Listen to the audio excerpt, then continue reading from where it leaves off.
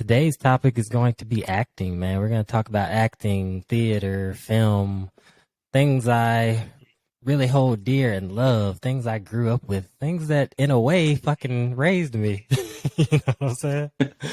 Um, so I'm going to introduce my guest here, or you know what? I'm going to let you guys introduce yourselves. We'll start first with Smoov.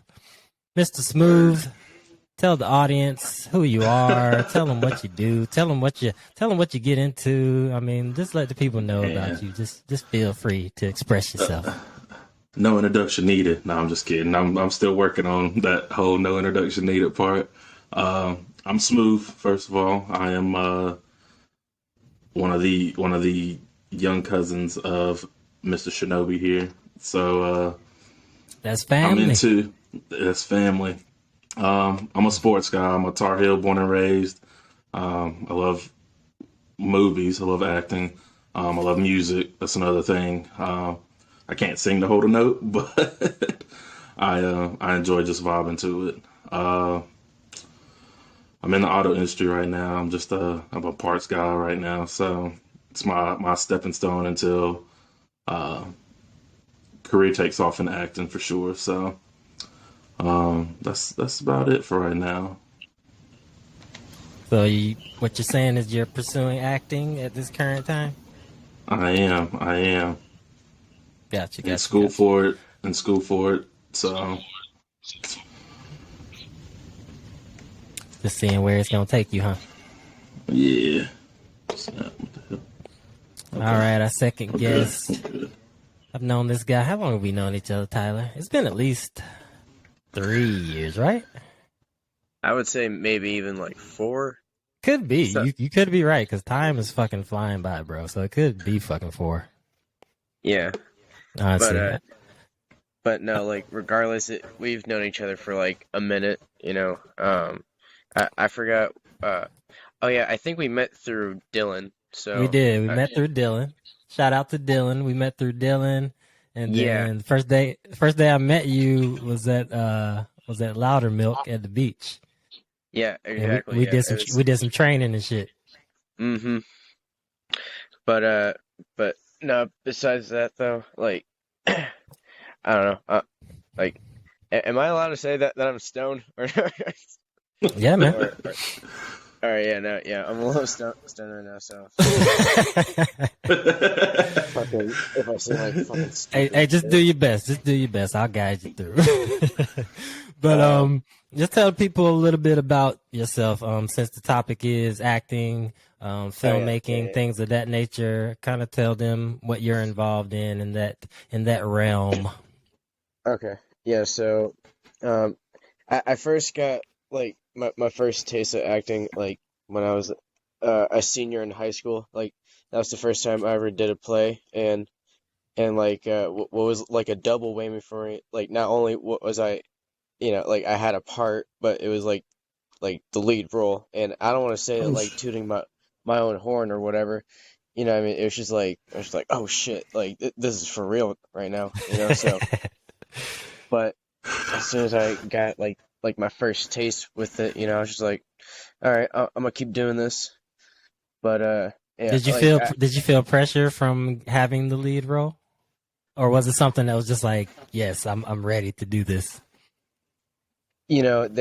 they say you're not ready until you have 2 feet in. So that was like my whole mindset with it. I mean, just put everything into it. So, but it was like a little bit of pressure, but it was a good kind of pressure. It's like, all right, Mm-hmm. I got this. I mean, it's just like, Yeah. like you have the potential to, to like fuck up and steer into the wrong lane. You know what I mean? But it's just like, keep your cool. But anyways, but that was like my one and only play so far or whatever. Uh, Now, the have you been track, into acting since childhood? Has it been something you've always been into? like yeah, I've always had like an affinity for like like just movies in general. Like I don't know like what it was specifically. I knew I just like wanted to be a part of a movie. Mm-hmm. If that made any sense. Smooth, I'm gonna ask you the same question. Kind of the origins. what made movies stick out to you, or movies and acting and filmmaking? What made that stick out to you? Did that stick out to you at an early age, or is that something that kind of came later? Um, it got well. I'd say it started early, but it was a process. Growing up, one of my favorite actors is Denzel Washington. Like I just Hmm. anything he was in, like I was just like I want to be where he is, you know. Um, and then as I got older, like I didn't participate in like theater or anything like that. Um, Only really plays I've done was like Christmas plays at church or something like that. Um, Hmm. so it wasn't too big, but uh, now that I'm older, the passion for it just grew even more. Um, and I just part of me has always been like I can definitely do the acting lifestyle. What contributed It's to just, that passion growing more? uh hard to say. Mom literally just pushed me to it. She was just like, because I had so much doubt in it because I was just like, I've got to take care of this and that and that and this. I've got to pay these bills Now, and remember all when this you stuff. say mom, remember we're talking to the audience, so you got to tell Oh the yeah, people your yeah. mother. Well, you know, well everybody gets mom, but my mom was just like, go do it finally. Like you've been wanting to do it for so long. Go do it. Yeah. I'll help you as much as I can. So when I finally got to where I am, class wise, and I had to do a couple audition stuff for to even be considered for this class stuff, she was just like, go head first into it. You need Hmm. any help, anything like that, I got your back. So with that push, it was like, okay, I'm about to be on this. I'm about to work my tail off to get to this screen. I don't care if it's a small screen; it's going to be big eventually. Um, Was that so that last little push that you needed? it was, it was. Yeah. So getting there, man, and it's been a challenge because going through these classes and stuff. Like some of the stuff is stuff that I know already, and I'm just like, oh, I gotta deal with going through this shit. But there's stuff, the coaches that I have, the teachers that I have, they're just like, there's so much more additional to the basic stuff that you already know. Um, Hmm. so now I'm sitting in class like, what else can you give me? Like I'm Gotcha. whole head first in tunnel vision with it. Like, what else you got? So Hungry for more. definitely, definitely. All right, now Tyler, what is your experience within acting, as far coming from like a, I guess like a curriculum standpoint or a schooling standpoint?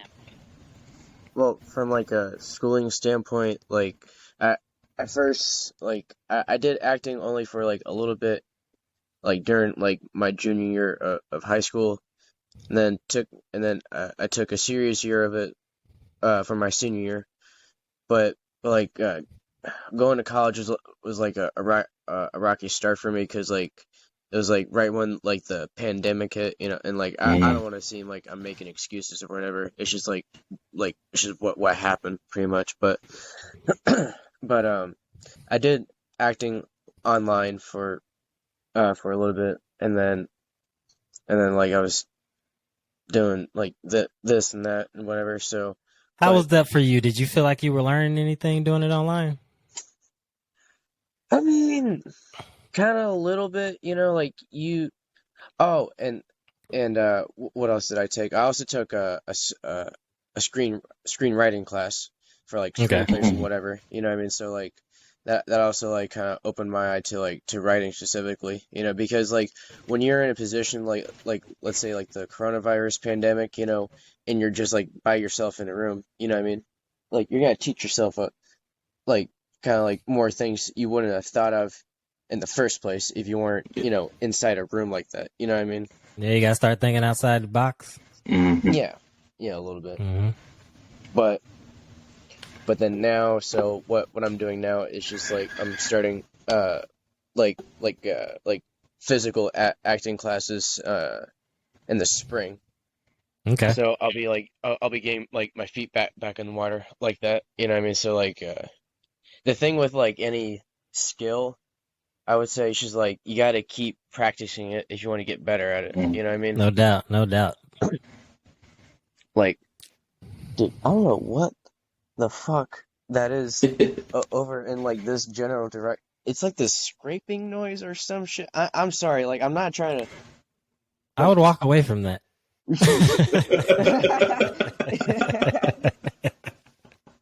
listen, whoever the fuck that is. I don't want to see you getting mauled live, motherfucker. Right. Hey man, listen, hey, I'll do it for the views. All right, Oh shit! get Hey, your that name might be out the there. boost. Hey, that might be the boost we need right there. Yeah, Oh no, like shit! That's gonna put us on the map. yeah, All I'm right. pretty sure. I want to get But into. I want to get into. I always love doing top what the fuck ever because I love hearing other people's top things and why they're the top things for them. hmm So I want to go. Fuck, man. I can't do top three films because that's just too wide of a margin to do. How about this? Two films that had a great impact on you. So the film and then why it had the impact on you. Was it the cinematography? Was it the dialogue? Was it the screenwriting? You know, how it was written? Was it how it made you feel? Was it the visuals, the atmosphere? You know what I'm saying? Like, what two movies stick out to you? Like, really stick out to you that you really feel like you got something from like experiencing that movie. You know what I'm saying? We'll go with Smoov first. I would definitely say I'm a sports kind of guy. So heart and soul goes into just every kind of sport movie I see. But definitely like it's funny you asked that because I was watching this video today of Remember the Titans, um, where they run out to get the Gettysburg like battlefield basically, and Denzel Washington does his whole monologue with them, and then Yeah, I remember that as shit. yeah, and they Telling them how they died on the yeah, battlefield together. It mm-hmm, didn't matter what color they were. Yeah. no, exactly. So and it resonates because especially with the football, it doesn't matter any kind of sport, even in real life. Is um, you going into war with who you got with you standing beside you at all times, and it's believing that they've got your back regardless. And it's something like that. Like it puts you in that mind. It takes you back to when especially for me back in when I was playing football and on the field and everything. And it just brings some emotion to you a little bit because you're just like, man, like back then I wasn't thinking about it like that, and now that's all I can think about is how football made me feel growing up. Um, and Uh oh. my second one, Might be having some technical difficulties. there's You cut out on me a little bit. oh, can you hear Okay, me you now? back now. Yeah. There we go. Okay. Okay, what were you saying? And then my second one's not. It wouldn't really be like a movie. That's the one thing. Okay, it could be a It's just series. so it's like the Friday Night Lights, not the movie, but the show Friday Night Lights. Okay. I never saw the show, but I love the movie though. So I mean they're both based off of the same team, but it's I don't know. I think it's just more of how everything just got delivered out. Like you had a guy that was hardcore. He was the badass of the team. He just didn't give a fuck really. And then you got your guy that he's trying to make it for his grandmother. And then you got a backup quarterback who's just there, to handle business and then get out and go do a job after the season's done and everything. But for them to battle back from being this team that used to be a powerhouse and then they got dropped down to nothing and then to work their way back because their coach literally they didn't have a coach that actually believed in them at all Mm-hmm. until that season. And the I can't remember the actor's name. The coach that played Coach Taylor is another one of my favorite actors to just watch because anything and everything he's in, his presence and his energy to deliver is on point all the time at all times because it's just like he's been in those shoes already, so he's speaking legit from experience. Um, Mm-hmm. so it's something that always gets me. It's always a motivation when I see it too because I'm just like, man, like I wish that could have been me in that position in that position to just hear him actually saying that, you know. Mm-hmm. So the So camaraderie, man. definitely, and That's it's real a huge with team yeah. sports and like movies and or like sports Hmm. movies and stuff like that. The camaraderie, and with playing a lot of high school sports myself, I definitely get that for sure. Yeah. There's nothing like Oh fucking yeah. bleeding together and sweating together and struggling together and having joy together, laughing together. You know what I'm saying? And just For creating those sure. bonds, man. It's good shit. So I feel you on that. So he had two Yeah. sports movies for us. So my man Tyler, what you got for us, bro? I'm interested to hear. Oh, well, I was just gonna ask what was the second movie Smoov said? Oh, he said it was the Friday Night Lights series and not the movie, but the series. Uh, okay, yeah, that's right. Okay, I just wanted to make sure I didn't miss it. All right, so all right, the first movie that comes in mind to me, ju it's just because of how personal it was and like how shockingly close it was like to me like in my life. So like the first movie is Rain Man with Tom Cruise and You, Phil. Whoa, that what's his fucking name? Dustin Hoffman. Yeah, Dustin Hoffman. Yeah, that's right. Dustin Hoffman. And I've never seen that movie. That's like a world renowned movie that I've never seen that I have Hmm. to watch. I need to watch it. Hmm. I mean, yeah, it's certainly like a great film, especially like the airport scene. Like that just struck me so close to like to home. I was like, oh, all right, so it's like Now, for people, us you that know. haven't seen it, can you give like just like a little short synopsis of that scene? Okay, Dustin Hoffman, he plays Rain Man, so he's got pretty severe autism. You know what I mean? He repeats himself a lot. He has certain tendencies, and one of those tendencies in the film is that um he won't take a flight. Like he won't fly in a plane. It's too dangerous. It's not safe. He'll only Mm-hmm. drive.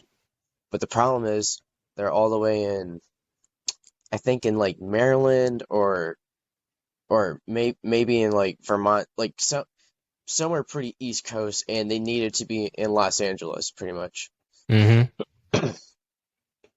So Tom Cruise, uh, like his father died, so then he like he was about to go get his inheritance, but the inheritance was gonna go to the autistic brother, and so he wanted to bring his brother home back to his house so he can have the money too. Blah blah blah. You know what I mean? So that's why he was bringing him in the first place, and he was bringing him to an airport, and then and like he tried to get him on a plane, and he just totally flipped the fuck out. Like no, like full on, pretty much just like a tantrum. You know what I mean? Uh-huh. Like you will not get me on that flight. So he was forced to fucking take him on a road trip, and then that's when the film really like opens up and whatever. Like pretty much Gotcha. pretty much like right after that. I was gonna see if that was leading up into them having to go on a road trip since he doesn't like to fly. So Yeah, that's actually an interesting way to make them have to take a road trip, like from a yeah, writing standpoint. yeah, exactly. Yeah, that's it's a great like little writing tool you can use. You know what I mean? Be like, boom, and then all right, we can go from there. But uh, second film though, fuck, man, I don't know. Whatever comes to Second mind. film, okay, I think like the most profound film in terms of just like art in film. Let's just say, you know what I mean? Hmm. Like it's just art for the sake of art. You know what I mean? It would be Mr. Nobody with it stars Jared Leto, and I'm not sure who like his other co-star was though, but have you seen it? Does it ring a bell to you? It sounds like I've Heard heard it. of it. I Yep. know I haven't seen it. What is it? What is it about? So like okay, so it's this guy, but okay, he's the last living guy to die of old age. Like everyone in the future, they have like this pig and like it's like this stem cell type shit. So everyone's basically immortal and no one's giving birth anymore. Okay. Let's just put it like that. So I'm about like to say that's already interesting. so so the lead character is like this really old fucking guy. Like he's like 102 or some shit like that. And he's telling the story of his life, but he tells it through three different timelines. So Oh, and okay. you don't know which one he's lived through. And like the guy's like getting confused and shit. He's like, which timeline did you say? And like he just keeps going, you know what I mean? And he's like, all right, Hmm. well shit, I don't know. And then So that, so yeah, that's just basically like the whole film. It's a really interesting take if you kind of like if you like sci-fi films, you know, but like with like a little bit of drama mixed in, you know. yeah, It's like you'll walk away from it like, huh, it was interesting. You know what I mean? And that's like yeah, that's like the basic way to put it. Like you remember like Tenet and shit, Yeah. yep, the Christopher Nolan film. Hmm. yeah, hmm. Yeah, like pretty much like no one knew what the fuck was going on, but I was like, all right, that was cool, I guess. You know? Yeah, that's true. I did leave. I did leave that movie like, it's just kind of like, what the fuck just Like, happened, man? It was like interesting, but what the I fuck don't happened? know what happened. I know it was interesting, but I don't know what the fuck just happened to me. Yeah, man. Uh, Hey, tell me what's going on. I would say for No, no. me, my my two, one that really sticks out to me is the Lord of the Rings. Hmm. For some reason, that movie had such an impact on me. That movie alone made me want to like make film for the rest of my life.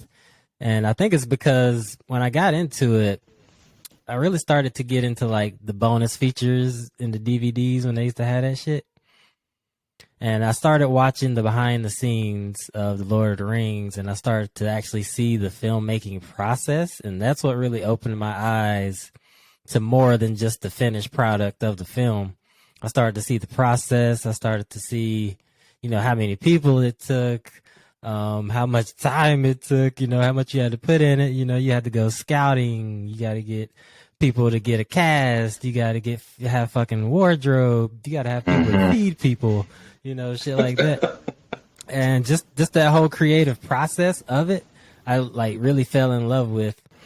And I'm also into anything fucking ancient warrior fantasy type shit. I'm Yeah. just totally like into. Um, but also Lord of the Rings, it had some very great characters, like character development.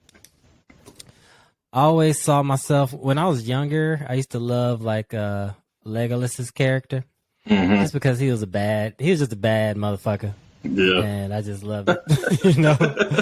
Um, So from there, man, I as I got older, I started to identify more with Aragorn's character, like a lot more than Legolas's character. So the Hmm. younger me, I guess the younger me just wanted to be a badass motherfucker. But once I started really, because I've watched that movie over and over and over and Hmm. over, all three of them. Watched all the extended versions, all that shit, and I really started looking deeper into the story, man. And I started to see a lot of similarities that I had with Aragorn. You know what I'm saying? How Hmm. he was pretty much, out in the wood. I mean, he was of royal blood. You know what I'm saying? The last living heir. But he was kind of lost. He was kind of running away from that. Hmm. He was running away from who he was. You know what I'm saying? And Yeah. he could never escape it because none of us can escape who we are. You know what I'm saying? Like, or what we're supposed to be doing. And he was letting a lot of like his fears and his doubts prohibit him from actually, pursuing that path that was Hmm. that he was, that he should have been on. Um, and I feel like that in my own life for sure. Especially when it comes to like leadership and shit, like accepting it, Hmm. accepting that you have those types of qualities. You know what I'm saying? Like Yeah. accepting that like people actually listen to you when you say something and shit like that. You know what I'm saying? You discover how big a responsibility that is because everybody doesn't have that ability. You know what I'm Hmm. saying?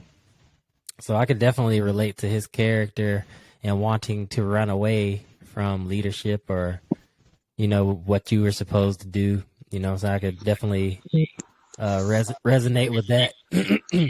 And from there, I also resonate with throughout the movies, he slowly starts to accept who he is more and more and more. Because if you watch the movie, Aragorn, he's like allied with everybody. Hmm. Um, he's leading dwarves, he's leading armies of elves, and he's a fucking human and shit like that. You know what I'm saying? He's meant to be in this position, and it shows you how he gradually starts to accept more.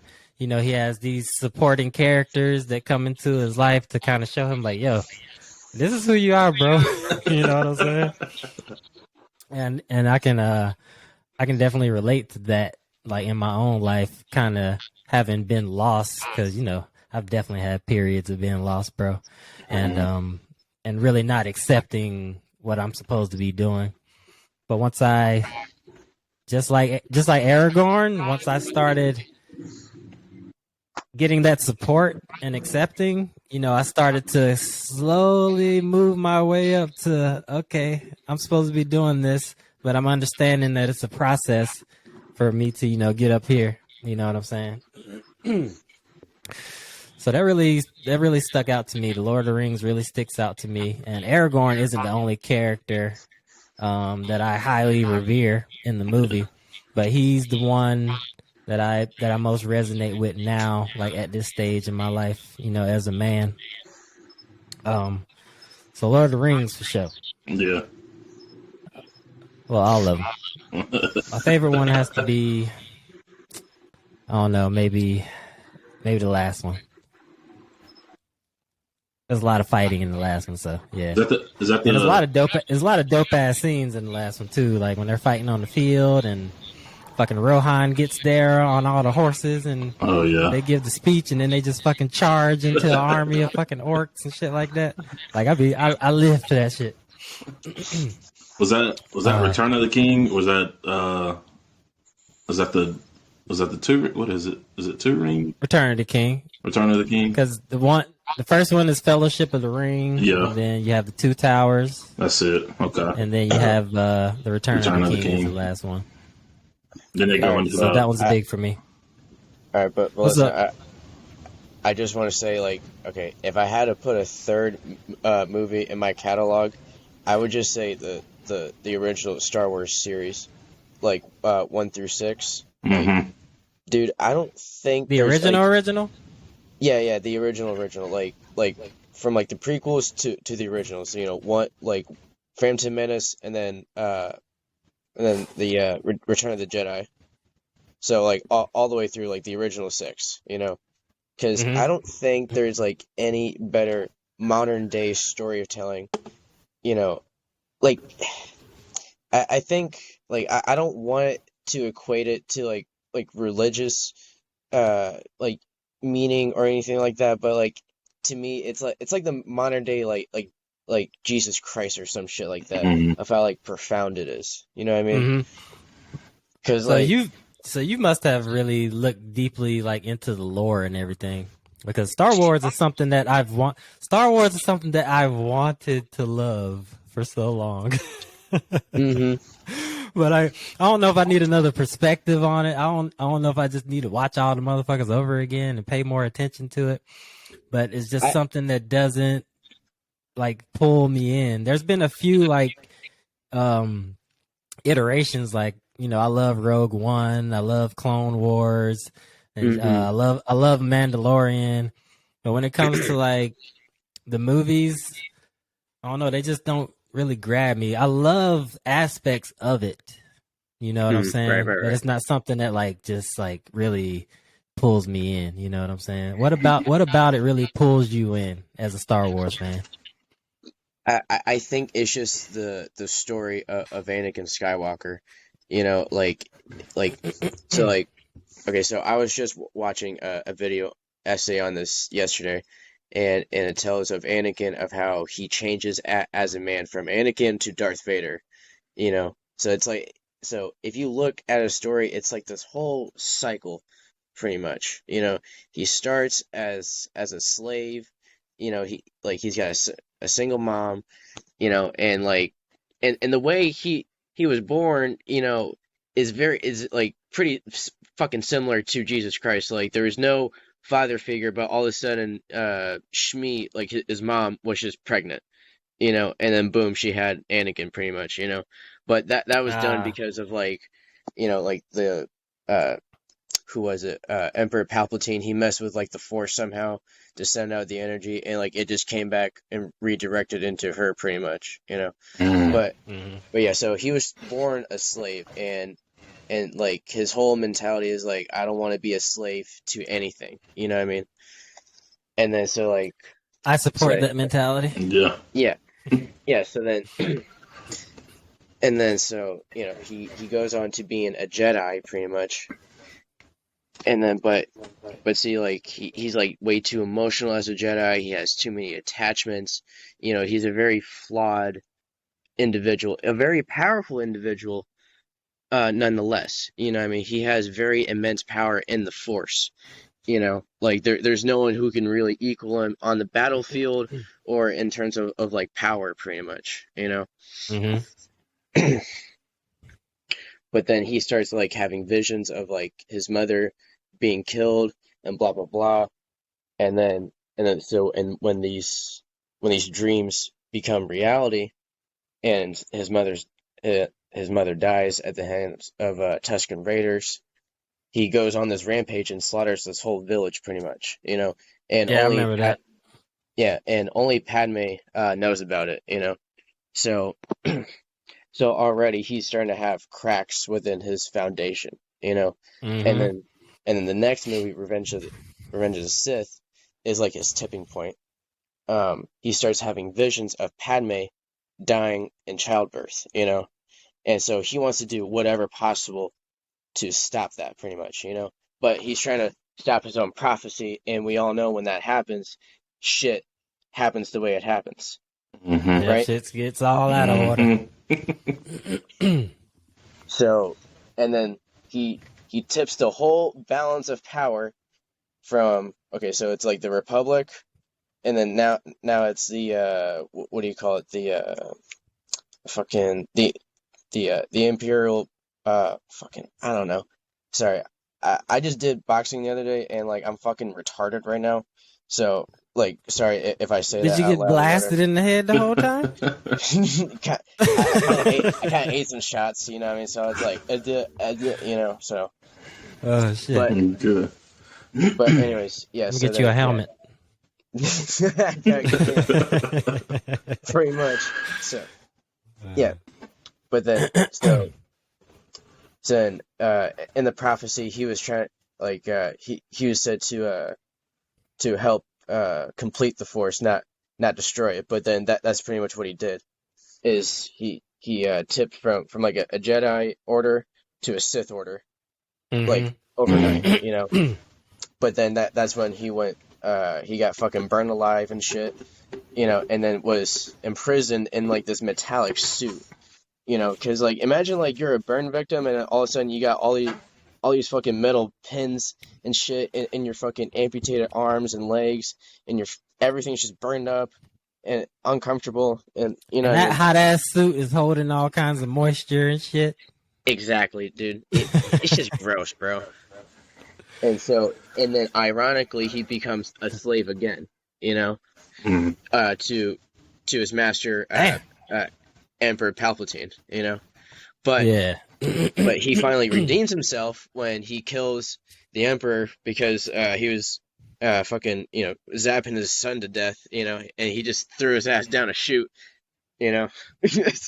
Hmm. And then, but because of that, like he died shortly after. But he died redeeming himself, Hmm. and then he became good again at the end. So that's what Dude, always I like think. drew me in. Go ahead. I'm Oh, I'm sorry. sorry. Go ahead. No, I'm good. I'm Oh, good. go ahead and finish. Okay. No. Um, I was just gonna say that I think we all have that capability to fucking be Darth Vader, man. Hmm. Hmm. Cause like, I don't know if you guys feel the same way, but I feel like it's a daily task to not fucking like lean into the side of the Sith. You know what I'm saying? It's Exactly. like it's like I have to have these daily practices implemented in my life Hmm. so I don't fucking indulge in the dark side. You know what I'm Yeah. saying? But I'm actively choosing, you know, to be in the Jedi Order. Since we're talking about it, I'm actively choosing to be in the Jedi Order. But if I so choose, or if I allow myself to become influenced, I could be right on over to the fucking red side. You know what I'm saying? And having that understanding within us, well, I could say for myself, it helps me regulate. It helps me regulate myself because I know how easily I could just go over into the dark side. You know, as we all could. You know what I'm Hmm. saying? Anybody want to comment on that? Nah. Mm. Well, okay. I want to ask you a question though. Go ahead. Hold up. Okay.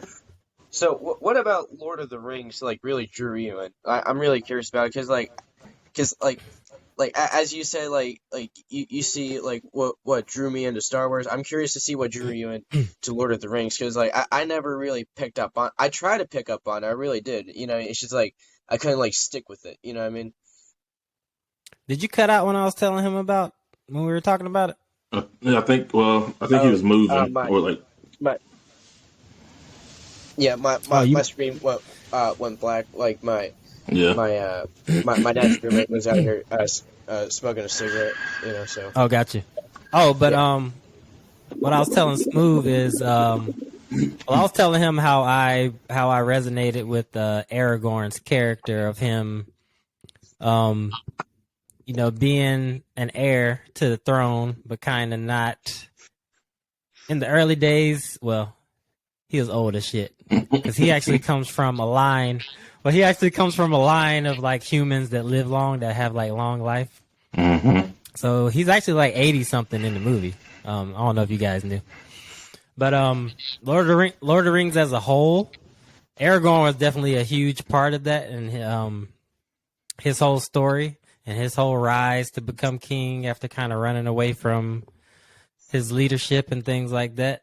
But it was really for me the world, man. It just put me in that world. It immersed me in that world, like I was living in the world while I was watching it, and that did a whole lot for me, And then as I watched it over and over and started to really dissect the stories, they're very in depth, like super, super in depth stories. In a way, it tackles the same things, man. Because the ring was this fucking manipulative tool. The ring Hmm. could be like the fucking dark side. You know what I'm saying? And everybody had their own level of resistance to the ring.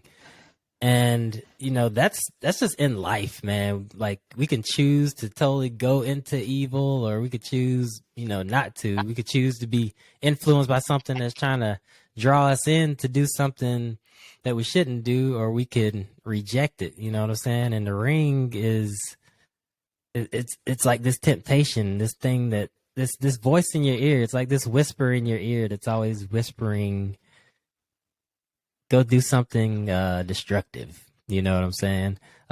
Manipulate that person. You know what I'm saying? Be selfish. Be all about yourself. Shit like that. So the movie tackles a lot of issues, but they throw in fucking fantasy and different races, and I just like how it was all put together. And I've read a good bit about the author of the books, and how he was, he used to be a soldier, and a lot of the works of Lord of the Rings was influenced by, when he was at war, and a lot of other things as well. But it was just a very immersive world that I just totally bought into, and that I totally believed. And once I started looking deeper into it and less on the surface of it, it got even better once I started to look at each character and what they were going through. And it was just very well put together, man, and that's why I really enjoyed it. Dude, that's so fucking cool you say that, because, like, from what I remember about Lord of the Rings, because, like, the ring is just like, oh, shit. The ring is just like all powerful pretty much. So, and like, One and ring to that's rule them all. right. And so, and that's why they're trying to throw it in that fucking volcano, right? To, like, just to get rid of it and whatever. Yeah, they don't Yeah. even want it, like, its entire existence, like, because it has a will of its own. So its existence, it's been existing and being found by people, and being lost and getting found again, and just continuously creating some type of turmoil. You know what I'm saying? So the movie is now, it's like, we have to get rid of this evil. We can't just lock it away. This evil is too powerful for any tools that we possess to destroy. So we got to go take it to the origin of it, where it was birthed is the same place that we want it to meet its death. You know what I'm saying? That's the only place it can meet its death, is where it was birthed. You know what I'm saying? So that's a lot of shit that you can, leave open for interpretation. But those are some of the things that I see, like, when I watch it. You know what I'm saying?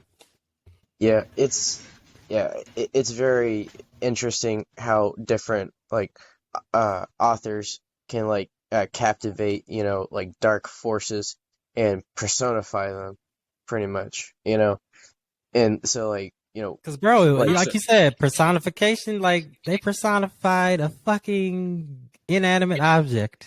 yeah, a ring. It made you believe that this motherfucker was driving people to do some fucked up shit. You know what I'm saying? Yeah. Yeah. That's very cool, man. It's representation, you know what I'm saying? Symbolism, that's very important, symbolism.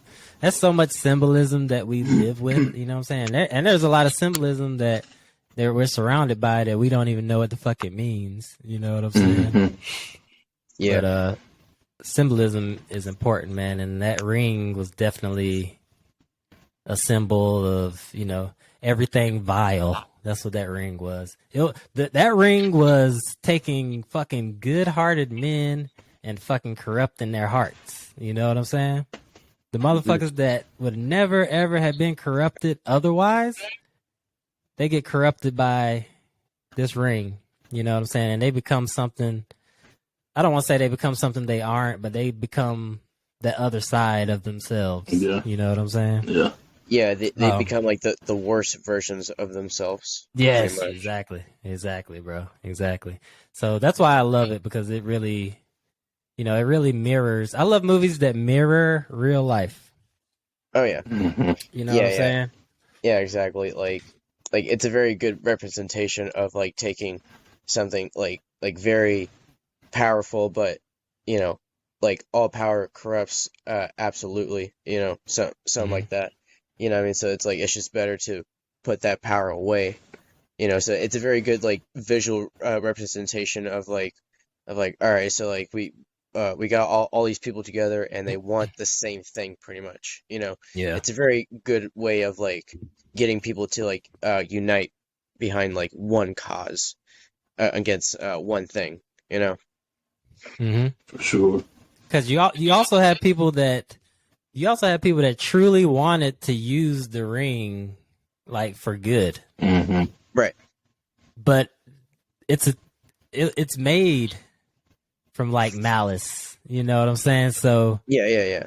there's no way it could be used for good. You can't fucking, I don't know how to make what comparison to make it, but you can't use an evil tool for good. You know what I'm saying? It's just not going to work. It's going to be counterproductive, because that evil is always going to be working against your good intentions. You know what I'm saying? You're going to constantly have that battle with this. You know what I'm saying? It's better just to fucking destroy the motherfucker, you know? In my opinion. Yeah. So okay, wait. Okay, I'm kind of curious. So wait, Smooth, where do you go to school at, bro? So like I'm like acting school wise, like it's online right now. It's Okay. with JC, but well, now I guess like if you want like college wise, like physical college wise, I went to Gardner Webb, um, up here in North Carolina. Little private. Well, let me not say little because they're kind of profound now. Everybody kind of knows who they are now with sports and stuff. Um, but I majored in psychology when I was in school, so kind of it doesn't throw a loophole in things of trying to understand the mind and stuff. But that's movies, I guess, to me, like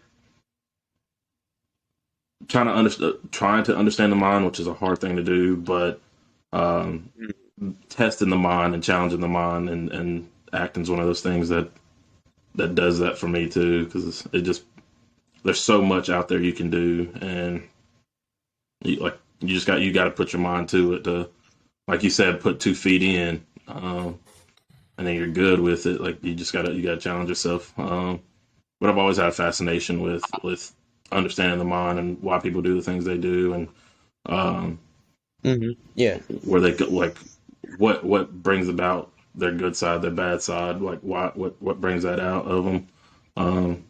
So I was gonna say, you know, understanding psychology and studying psychology, like I'm sure that's gonna be like a major tool for you to use, hmm like once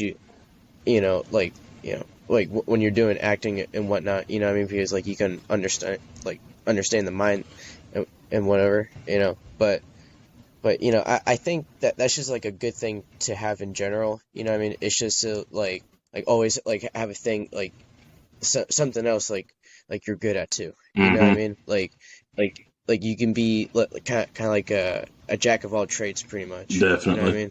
yeah. Because like you said you also like sports too. You know what I mean? hmm Like that's that'll always be helpful for any type of acting role and whatever. You know. Yeah, J- and it's I'm into I love the sports movies and stuff, but I'm so I'm into uh like horror stuff also, like Oh, supernatural I think he stuff. disappeared again.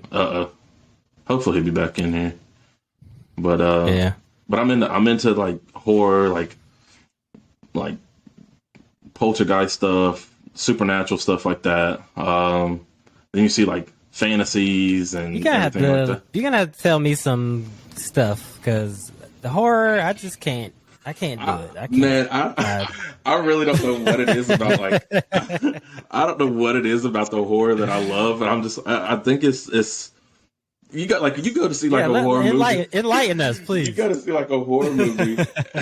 You got to see a horror movie, and like part of you is just like you don't know what's gonna happen, and whatnot. But the other part of you is like, man, this fool is literally about to run straight into this like killer, and like that they Yeah. know that like on the outside, but their actor doesn't know that, or their character that they're portraying doesn't know that at all.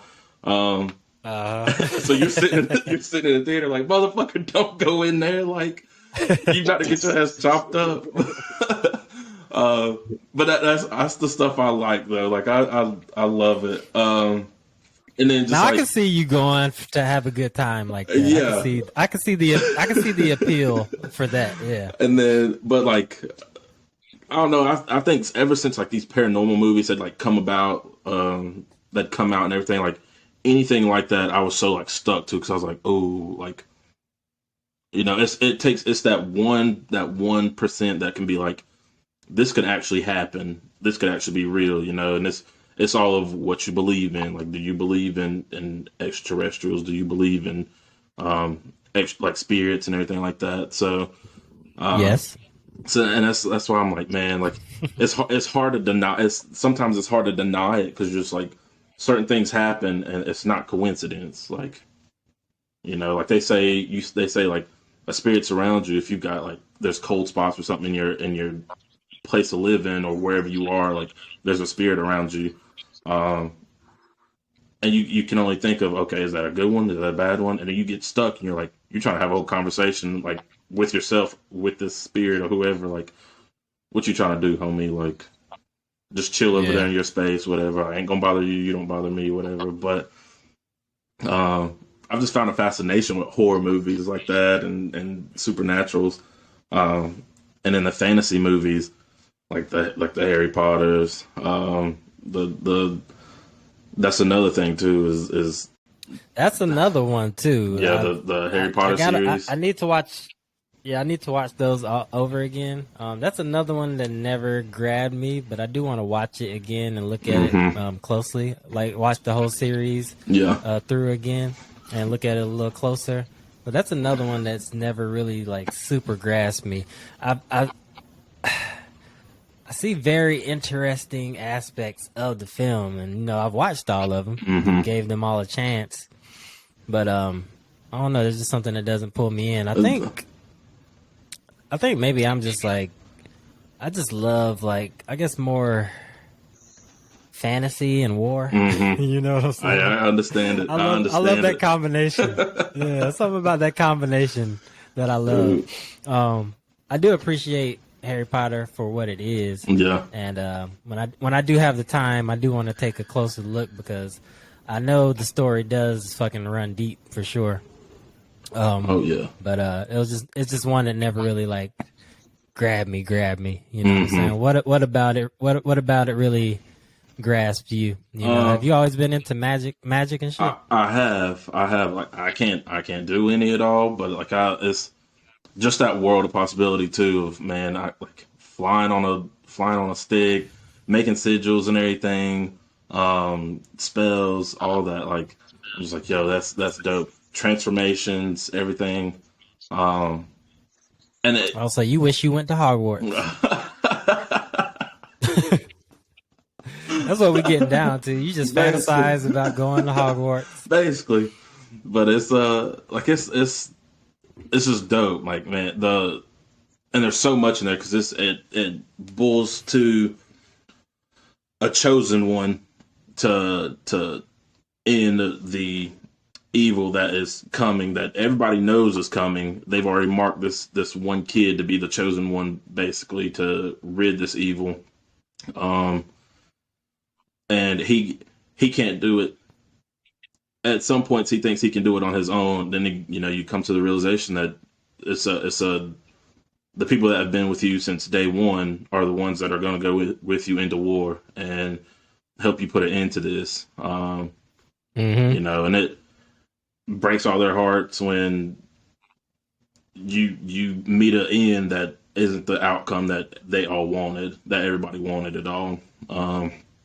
But It's usually how it go. yeah, and then to realize and say, hey, like we got this, and we're gonna, he's just, the protagonist is somebody that is only out for just himself, like a lot of protagonists are, but they try to understand who he, like what he is, who he is, why he does what he does, which is why I won't say fell in love with it, but it caught my attention. And I'll be honest with you, like I didn't really get into the Harry Potter series until like late in life. In middle school, and we had to take these like tests and stuff for points and everything, and I used to just cheat using them books to get points and everything. But now when I got older, and I didn't probably watch them until I was in my mid-20s, and finally like watched them and watched the whole series through. I was just like, yo, like I've missed out. Granted, like the books have got so much more in depth to them, but the movies put you they put you in the shoes of that character, of whoever you resonate the most with. Yeah, because in their world, there's your people that are legit born with magical abilities, and then you have your like muggles, which are your non-magical people. Um, you know, like, yeah, I may be one of those non-magical people, but when I'm in those shoes, I'm a Ron Weasley, I'm a Harry Potter, I'm a Malfoy, but it's one of this. It's something to the movies that always like to each one that captivates you the most. Because it's a different story to each one. They befriend somebody that had turned their back on the school, that end up turning a new leaf and becoming one of the school's like top protectors.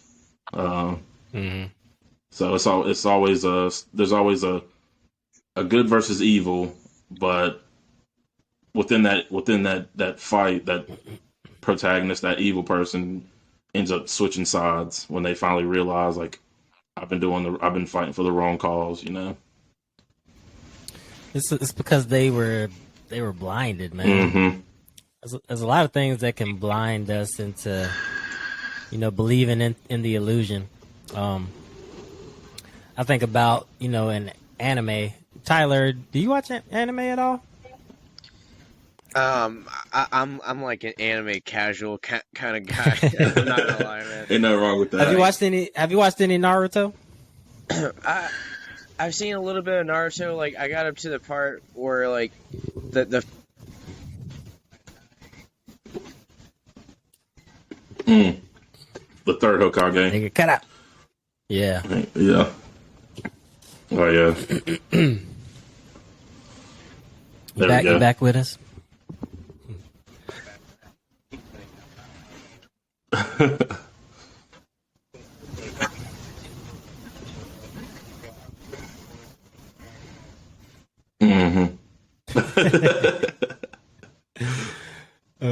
We gotta keep going. What I wanted to say was like, I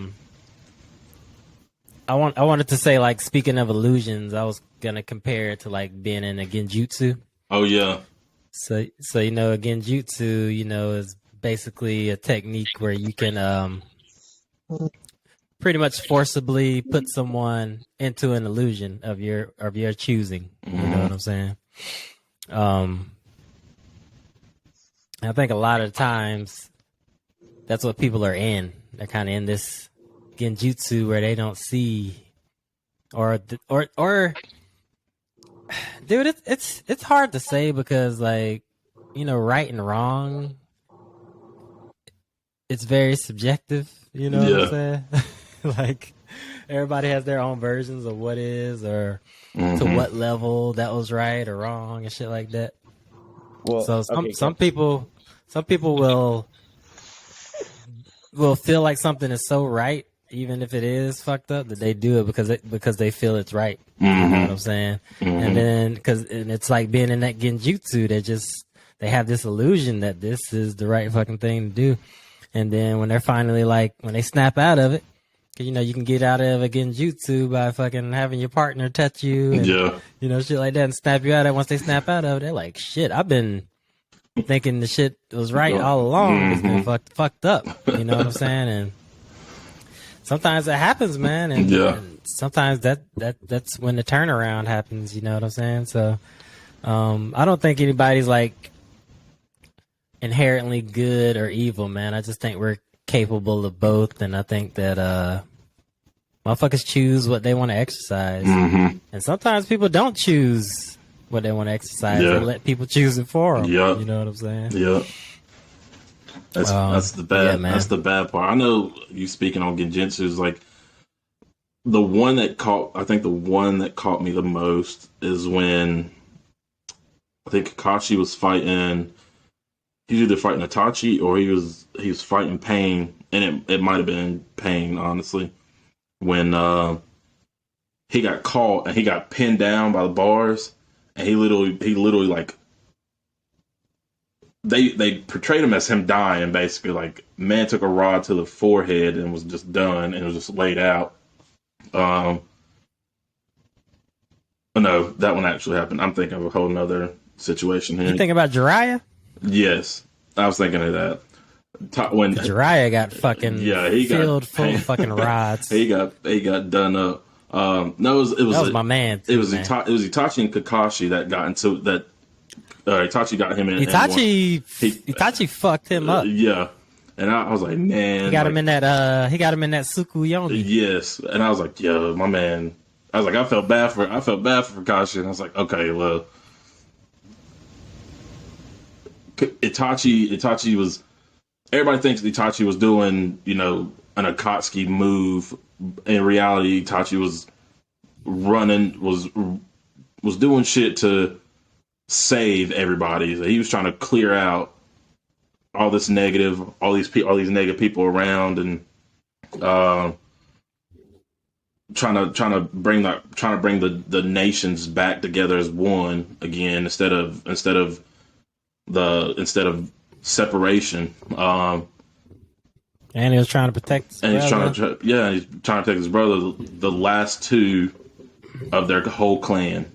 And Yeah, because when they told Itachi to fucking do what he was gonna do, yeah, he was like, y'all got to make sure that my little brother's alive. Like, you got to make sure he survives. You know what I'm saying? His character is very interesting.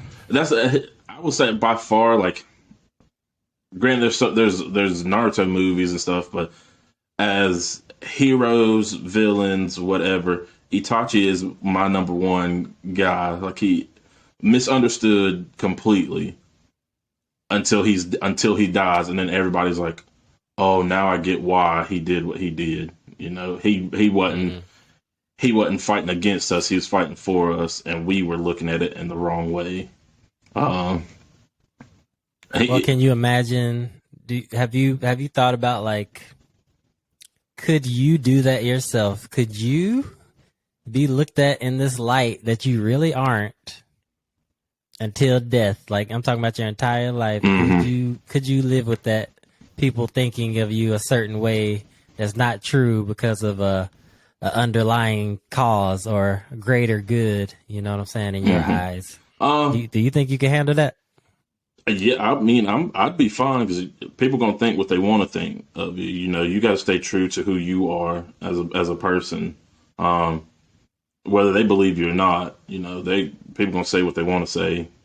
Let it be, and you got to keep. I think he knew though. But you good. He definitely knew, because everybody would even when he come around, everybody was kind of quiet. Everybody's whispering and shit, like, "Oh shit, that's Itachi." Like, he killed his whole clan.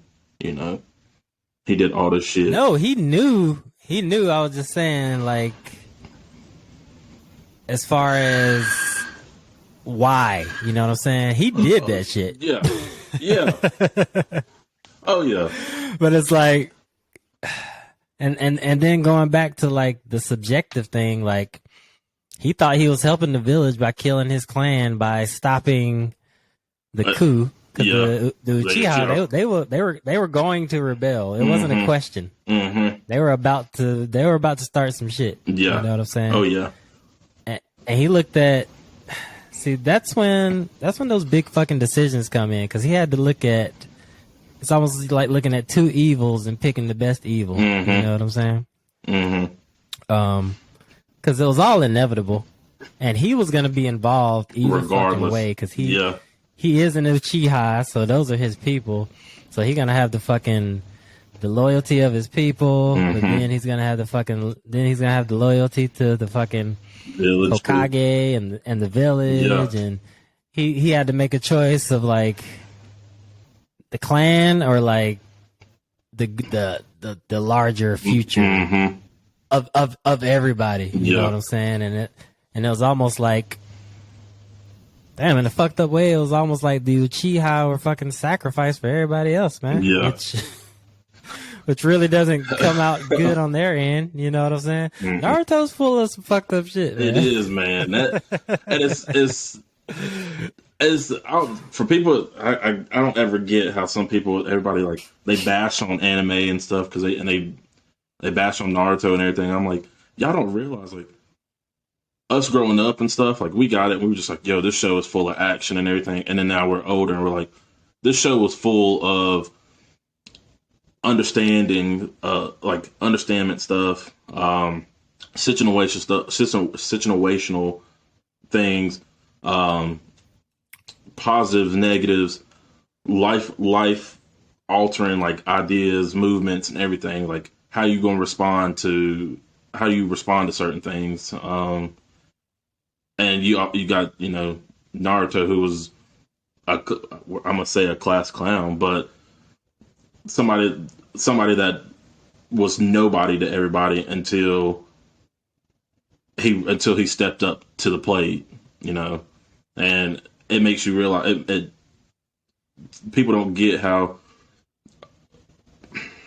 Naruto kind of caught the wrong end of the deal, nigga. Yeah, I mean he got put in place that he didn't even ask for. He got put in a situation he didn't even ask for at all. From literal birth. Yes. Yeah, no choice. My man took on a whole nother world and everything and did not know about it until it burst out of him, basically. Mm-hmm. And I just want to say, as a longtime Naruto fan, like, the Leaf Village citizens were pieces of shit. Oh yeah. Like, the way they treated him, it took him saving them for them to fucking respect him. Mm-hmm. So, you know what I'm saying? Like, them kind of like subjugating him, Naruto, because he had something inside of him that that went on a rampage that he didn't ask to have within him, that he got from birth, and people still fucking shunned him. And people looked at him as the Nine-Tails. Yeah, as the monster. They didn't even see a fucking child. They saw the Nine-Tails when they looked at him. They were caught up in that fucking genjutsu. Yeah. And it took him saving their asses for them to break out of the fucking genjutsu and get a nigga some respect. Yes. I always think about that, like how they did that.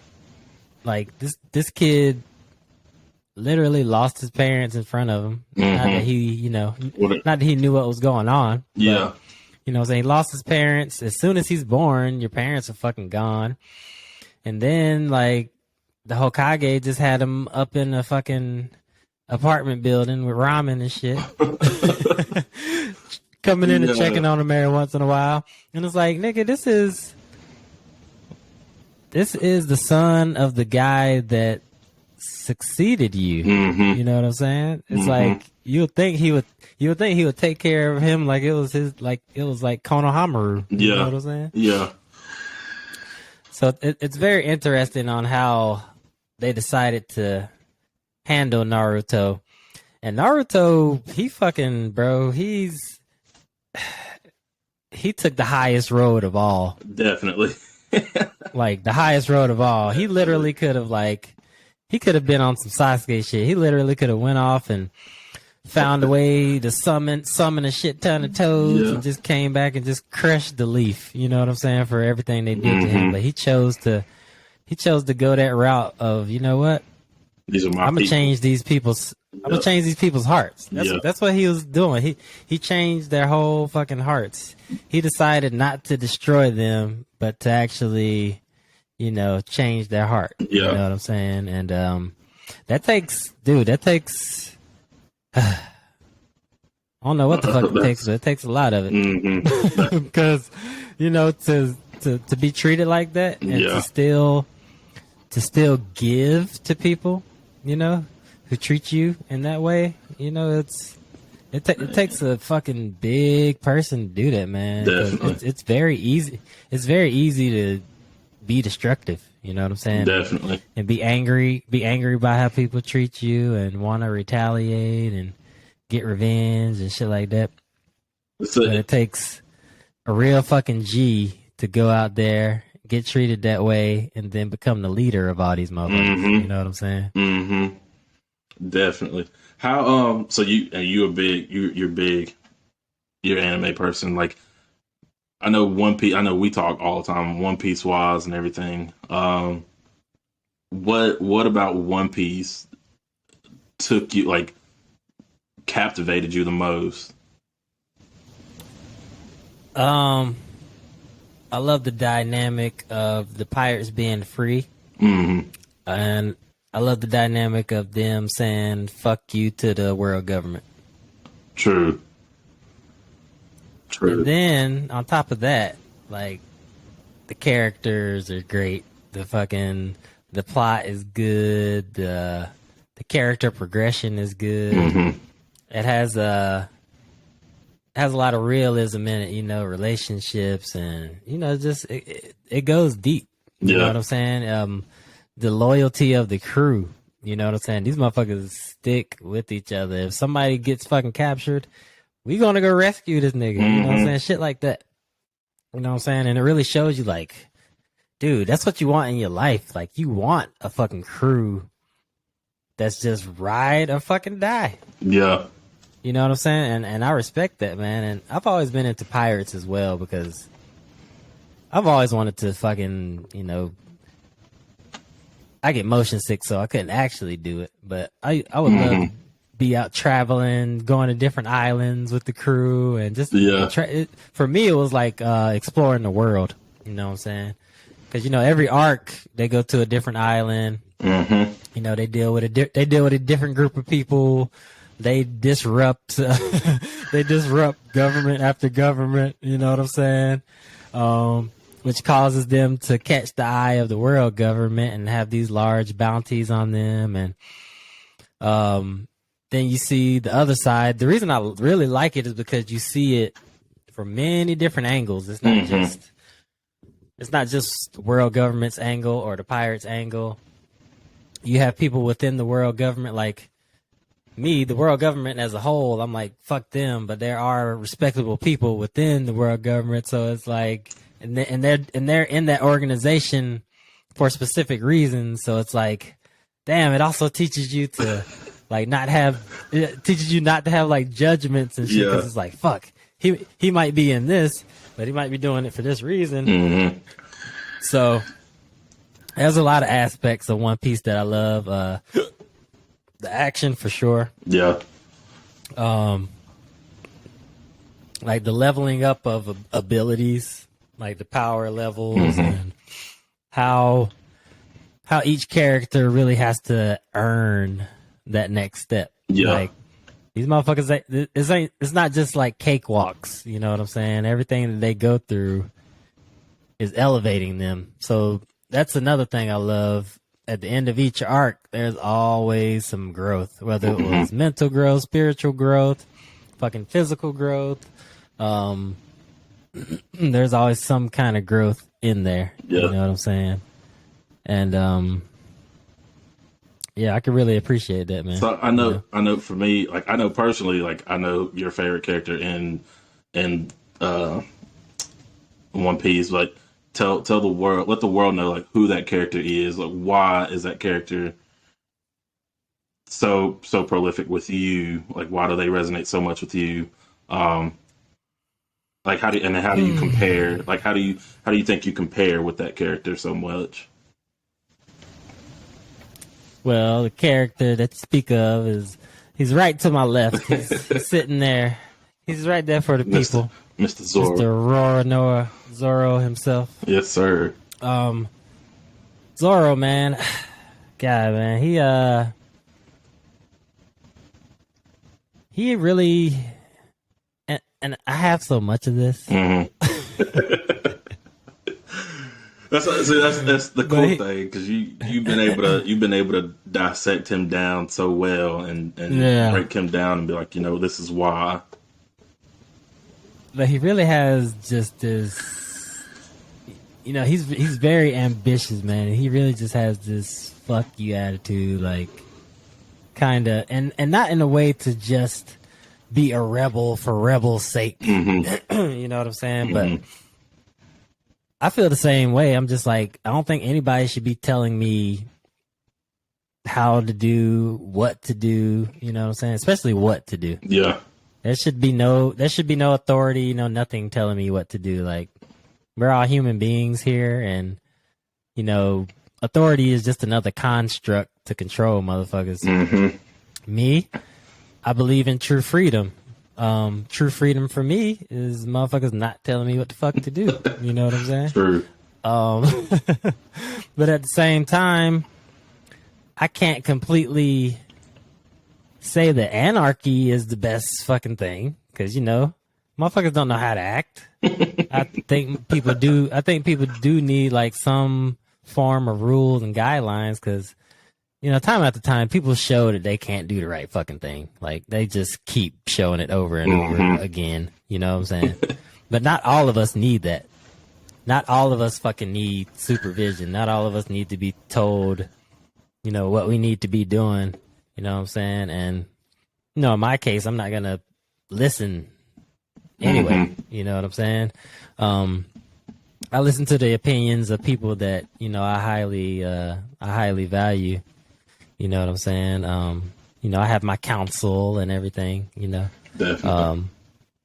But from a standpoint of like, do this or else, it's like, or else what? Like, let me see what that what we or gonna else get is. into? Yeah. It's like that. What are we gonna get into if I don't, motherfucker? You know what I'm saying? Yeah. I just always have had a problem with that. Like people feeling like they can implement rules and shit on you, and that you have to listen to them. You don't have to do shit. You know what I'm saying? Like we don't have to do a fucking thing. You know, we do what we choose. Definitely. You know, but he has that attitude, and you know, being a pirate, you know, he's accepted that he's going to kind of live a life on the run, but it could be a life that could be short, but it's gonna be a life full of adventure. It's gonna be a life, you know, full of real genuine friendship. Yeah. You know what I'm saying, with the crew and the people they come across, and you know, he's a character that on the outside might appear like very stoic, or even sometimes emotionless, sometimes harsh as well. Yeah. But at his core, he's a protector. At his core, he's a protector. He's a warrior. He knows his purpose. He's one of the ones in the story that knows, like, this is what I want to do, and this is what I'm going to go do to get it. You know what I'm saying? And there's nothing, you know what I'm saying? It's like he's a young man that's already figured out how he wants to live the rest of his life. Yeah. You know what I'm saying? You know, he has that goal of being the greatest swordsman, and he's not letting anything stop him from that goal. He even gets defeated early. In the story, which is great character progression for him. This is another reason I really like his character, because his character fucking struggles. You know what I'm saying? Not really as of recent, because I know in the recent ones, this nigga's done powered up so much, he's just fucking shit up. But in the early days, Zoro, he would have to struggle for every fucking inch of strength. Definitely. You know what I'm saying? And he always came out of it stronger, and he was always, he never had to prove anything to anybody but himself, which is also how I feel. You know, I felt like when I was younger, I had things to prove and blah blah blah, but now I'm like, you know what? I'm the only person I need to prove things to. Yeah. You know, and you know, I'm happy with that. But he also,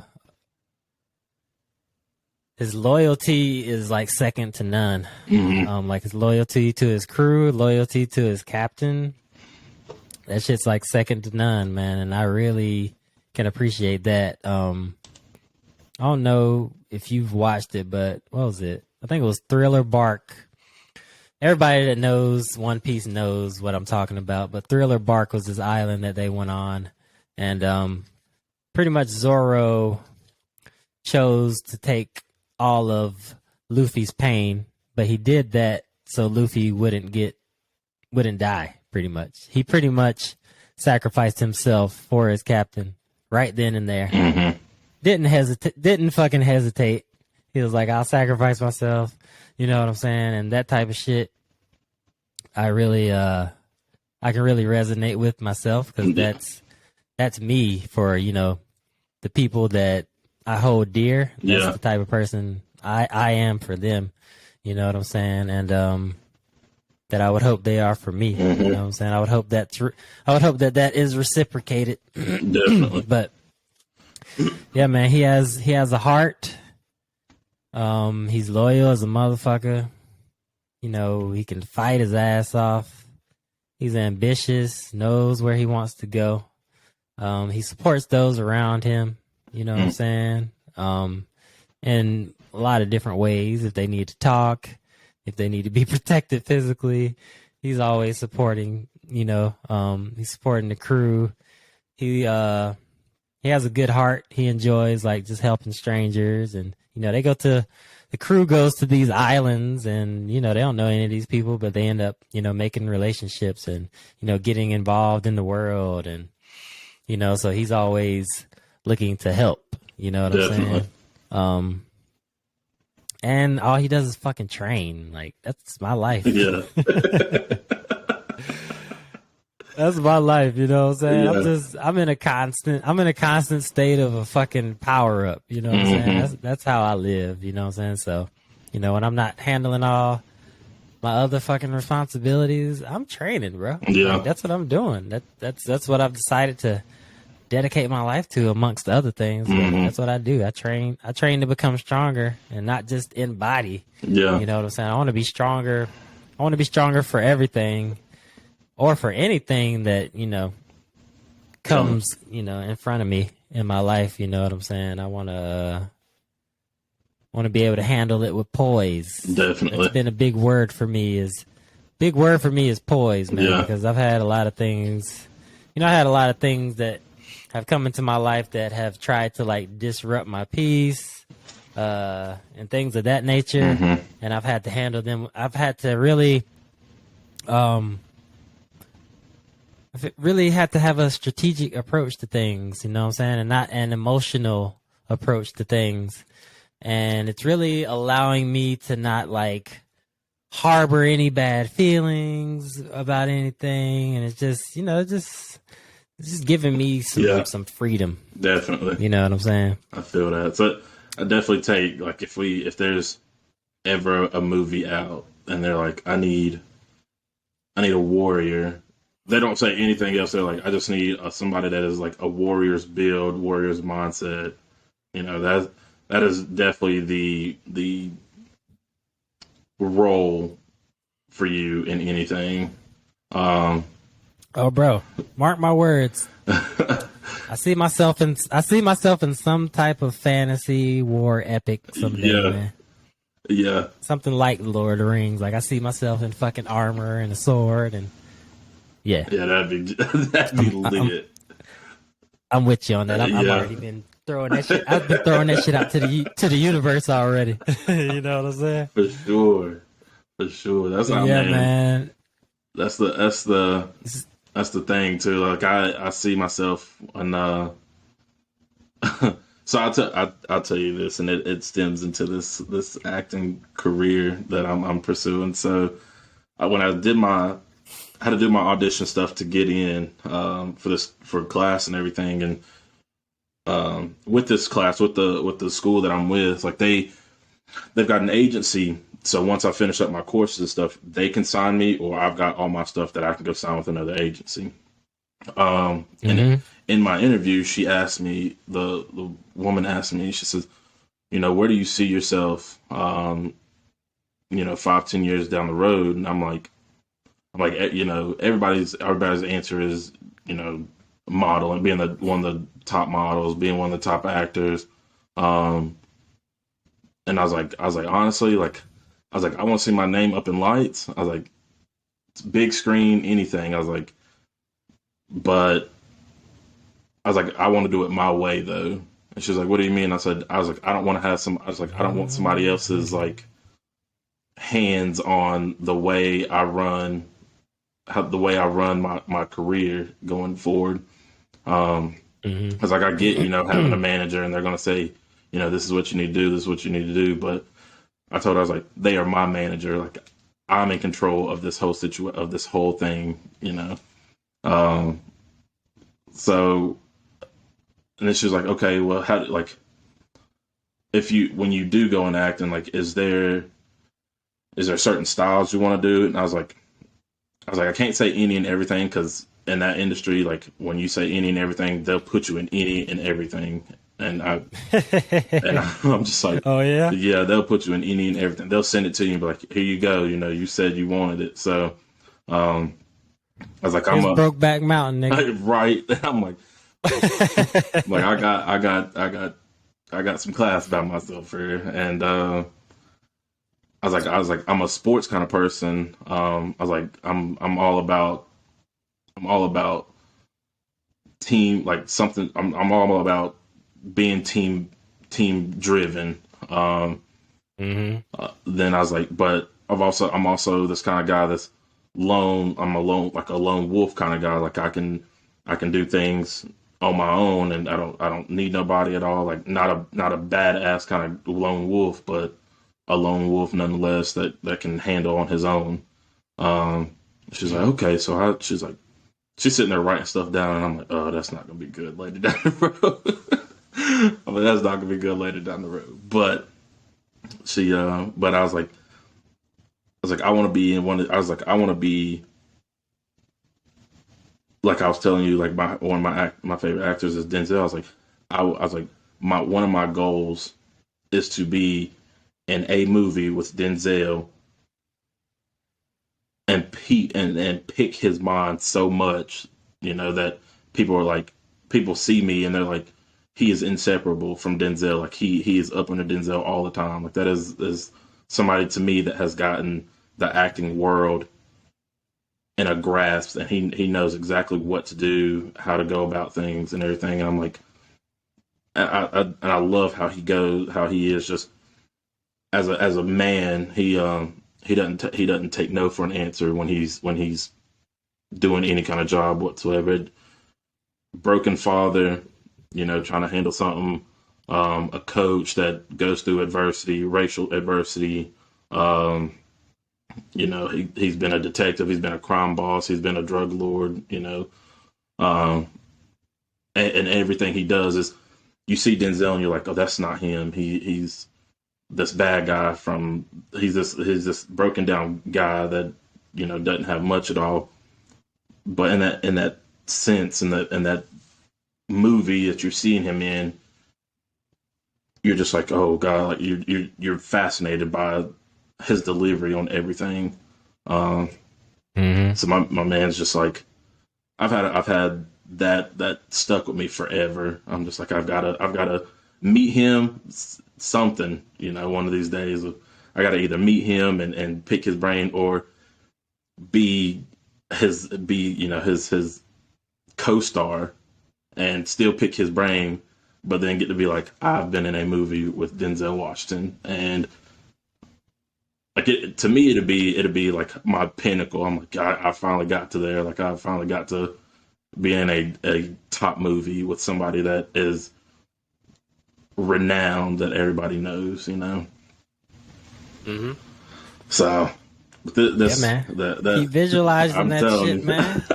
I'm telling you, That nigga is getting old though, so you better hurry up. he is. That's why I'm like, man, he is. That's why I'm like, man. I was like, I'm telling my mom, I'm like, because she'll ask me how class and stuff going on. I'm like, mom, I'm trying to get this stuff done. Like, I was like, I got 2 more classes, and then I can start putting this stuff together, and I can go get these jobs and stuff. And she's like, and she's always like, oh, you gonna be on TV with Denzel? You gonna be on the movie screen with Denzel? And I'm like, I sure am. Like, I gotta get there. I gotta get there. This time. Time waits for nobody, and it's Yeah, you gotta talk that shit yeah. into existence too, bro. I was like, I gotta get there, man. I gotta get there. It's the goal to have. It's the goal that I got, and I've got to get there. So yeah, Yeah, man. nothing's keeping me from it. That's the one thing I can definitely say. Like, I've got all this in my own hands that I'm doing, and it's time consuming. I will say, because doing, you know, homework and stuff for class and everything, and I'm just like, man, like this is a headache to have to deal with, and I really don't want to do it. But I'm like, this is it, in the back of my head. I'm like, this is gonna help me understand everything so much more down the road, and it's gonna be well worth it. Um, So Damn right. I'm taking my time with it though. So, but I'm still rushing. I'm rushing through it, but I'm still taking my time with it because I've got to get it. I got to get it done. Got to get it done.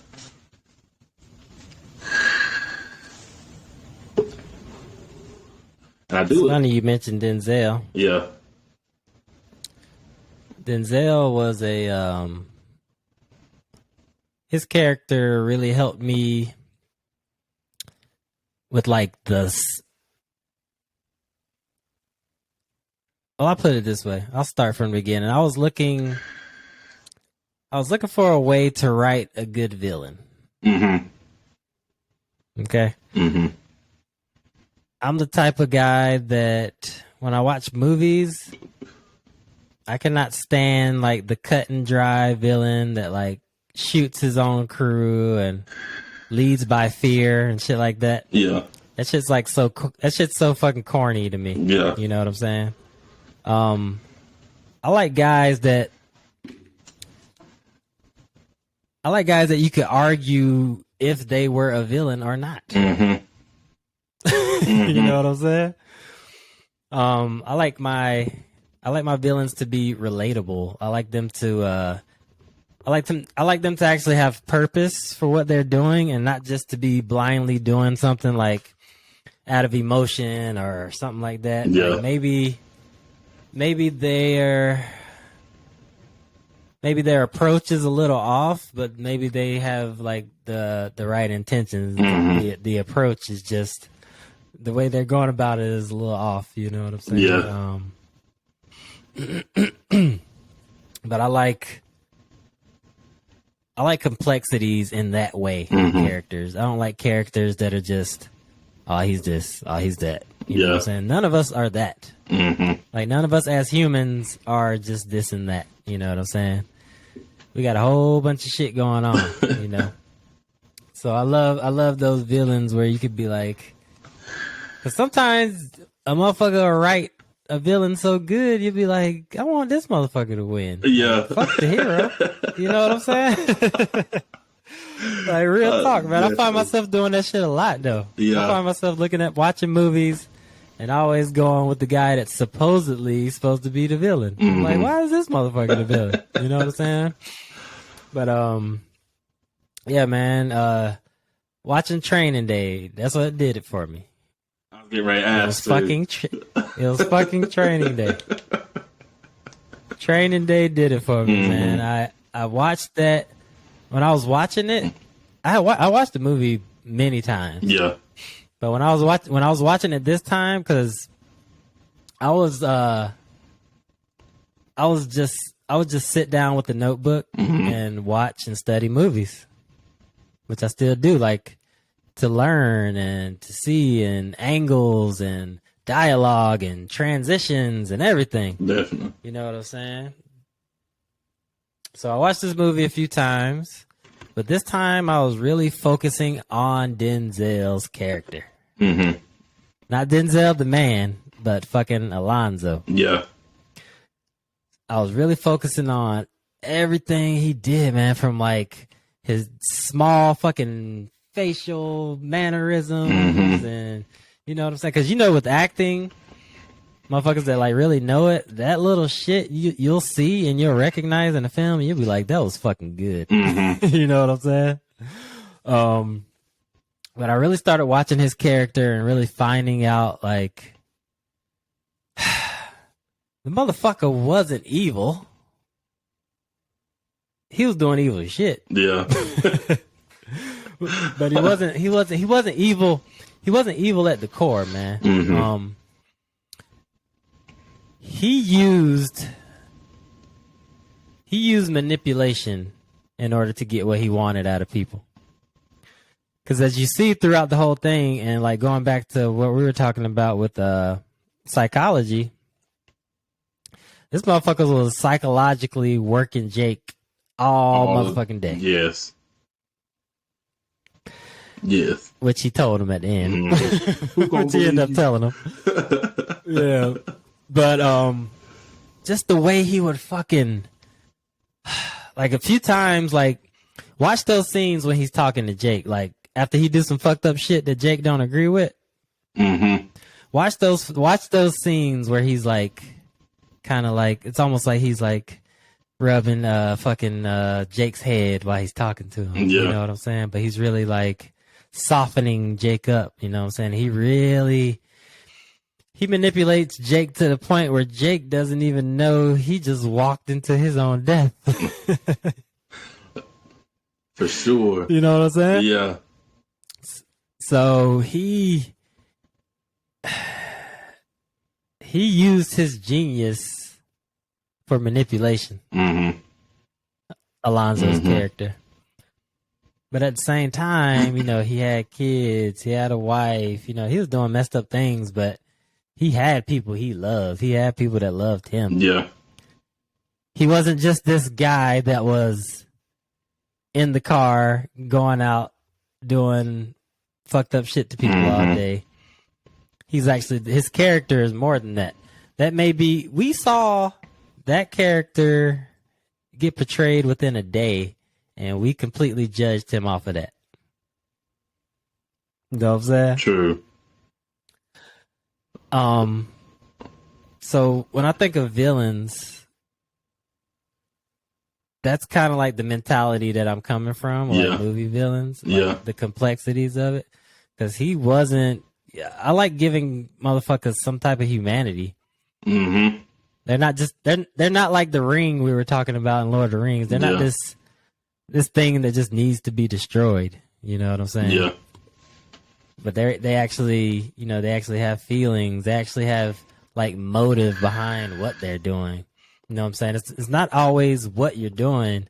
Most of the time, it's what you're doing it for. Yeah. People are doing things because something has presented itself in their life where they need to do this.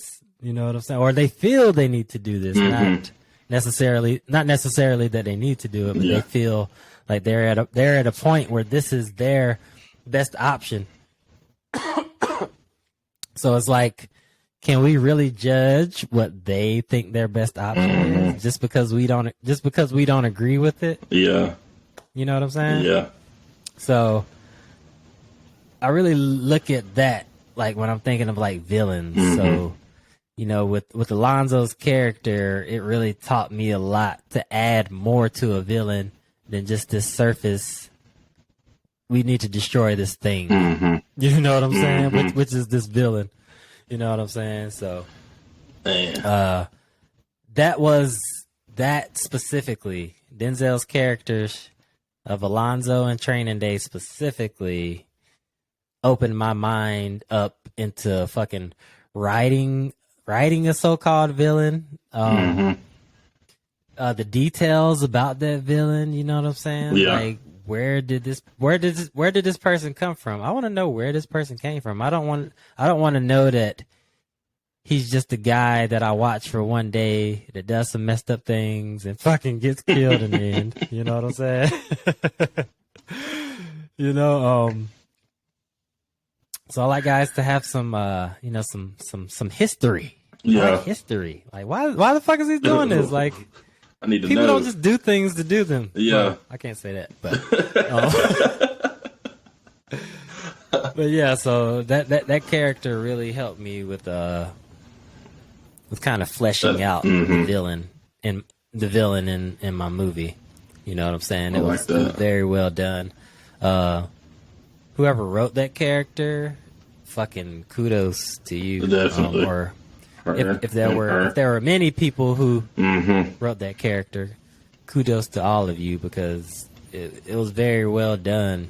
Very well done. It's like when you can create a character that you kind of love and hate at the same time. It's like that takes some talent to, you know, actually get that emotion out of people through the actions of something or someone that you've created. You know what I'm saying? So I really appreciate that shit, especially as a writer. I really appreciate well-written characters. Definitely. Man, you know, that you really understand, you know. I couldn't say that. What Denzel movie really sticks out to you? Could not have said that better than myself at all. Man, it's the John movie. Um, can't remember. John Q. Yes, that's it. And he father with a sick son that just literally any and everything to make sure his boy was taken care of. Best doctors, um, the best support around, and everybody thinking he's fucking crazy ass man that's just holding a hospital hostage. For some people that may not have seen the movie at all, like I hate that I'm kind of like ruin it, but he They ain't seen that shit by yeah now, nigga. the movie is old, but it definitely taught me how to, no matter what goes on, like not ask for the best, but you deserve the best of any and everything, no matter who you are, no matter what you go through, no matter what your skin tone, your skin is, anything like that. You deserve the absolute best, and he wouldn't take. No matter what the fuck your insurance is. Yeah, and he wasn't taking no. He was not taking no for an answer. Like I said earlier, like that's what I love about Denzel as a man and as any character he portrays. Like I think they write that in everything he goes in of whatever it is. Like he's gonna say no to it.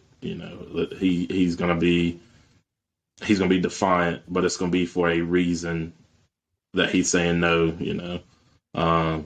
And then for it to come out that Well, that's important, man, yeah, especially for black men. Like, we need to see other strong black men. mm-hmm. Like, and we need to embody strength ourselves as black men. You know what I'm saying? Yeah. So Oh, I yeah. love that he represents. I love that he represents that kind of man. You know what I'm saying? Mm-hmm.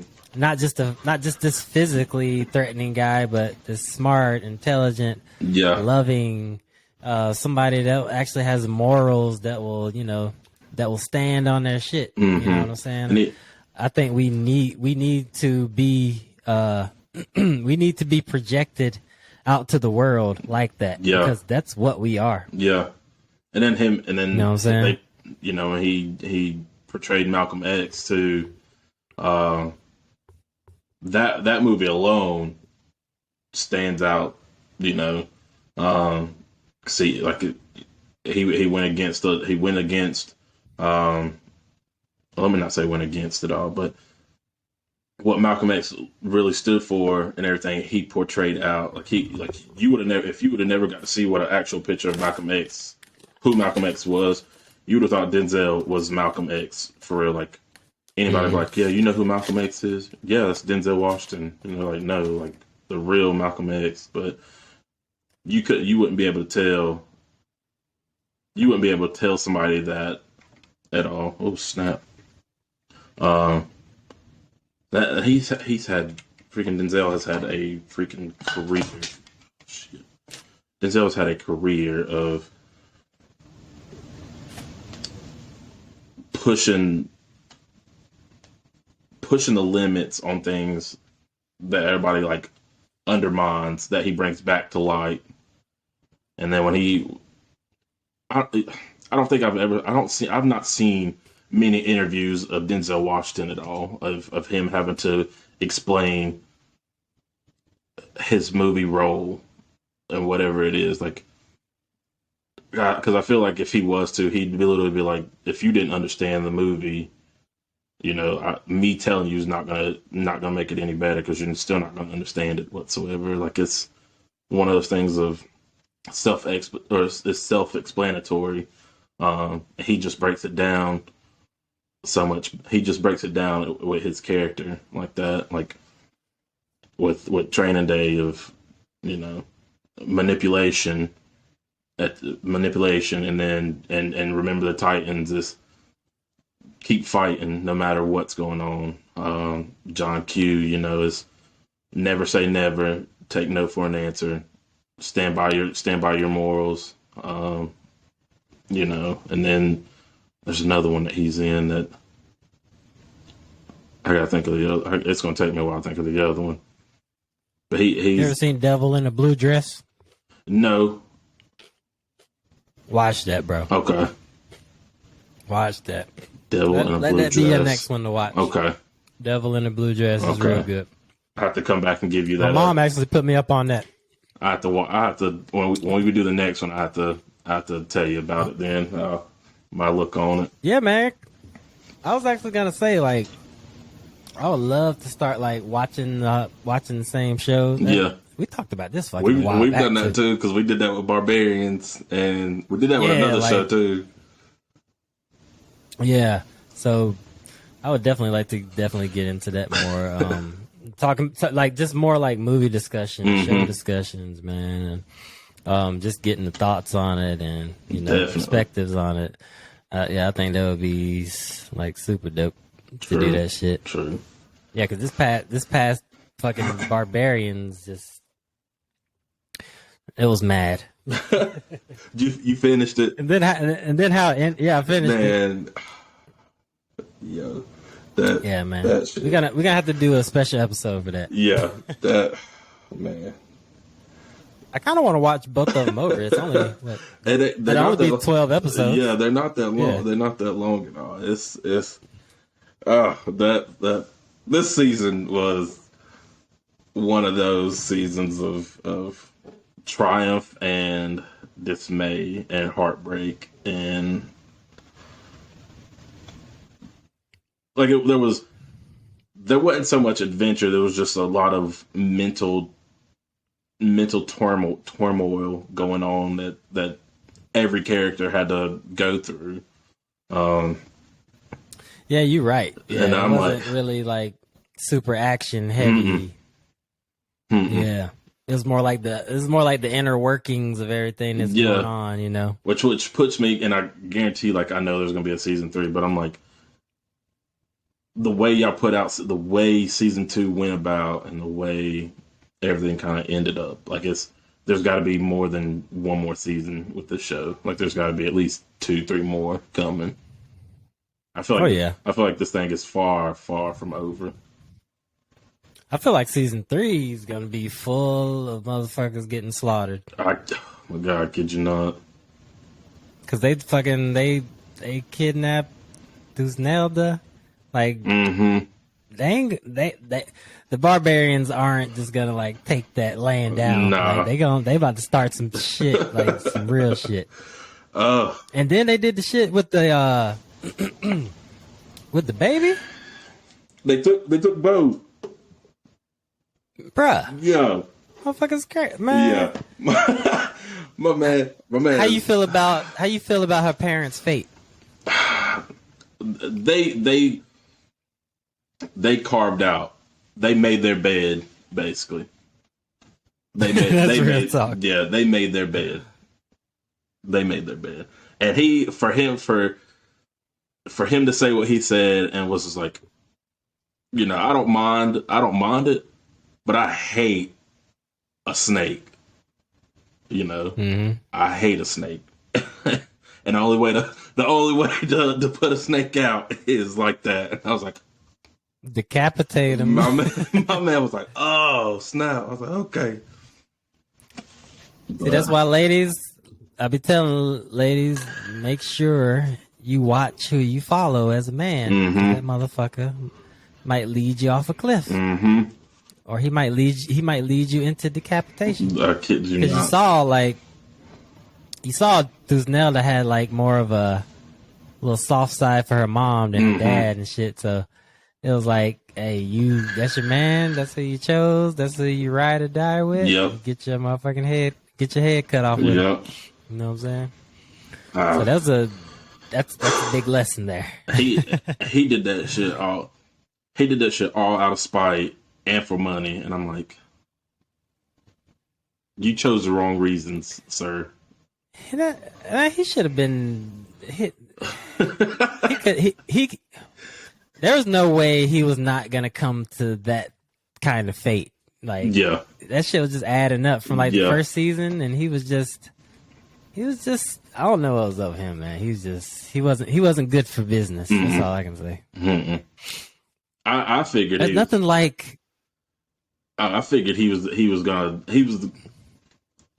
gonna lose his. He was either gonna become like a slave, or he was gonna come to his ends by Thesnelda's husband. And I'm like, I figured it'd been by that, but then again, he kind of like spared him and they casted him out. But I figured he was gonna lose his head by her husband's hand. Mm-hmm. The show, boy. Whew. Yeah, it's gonna make me have to rewatch What it. about Man.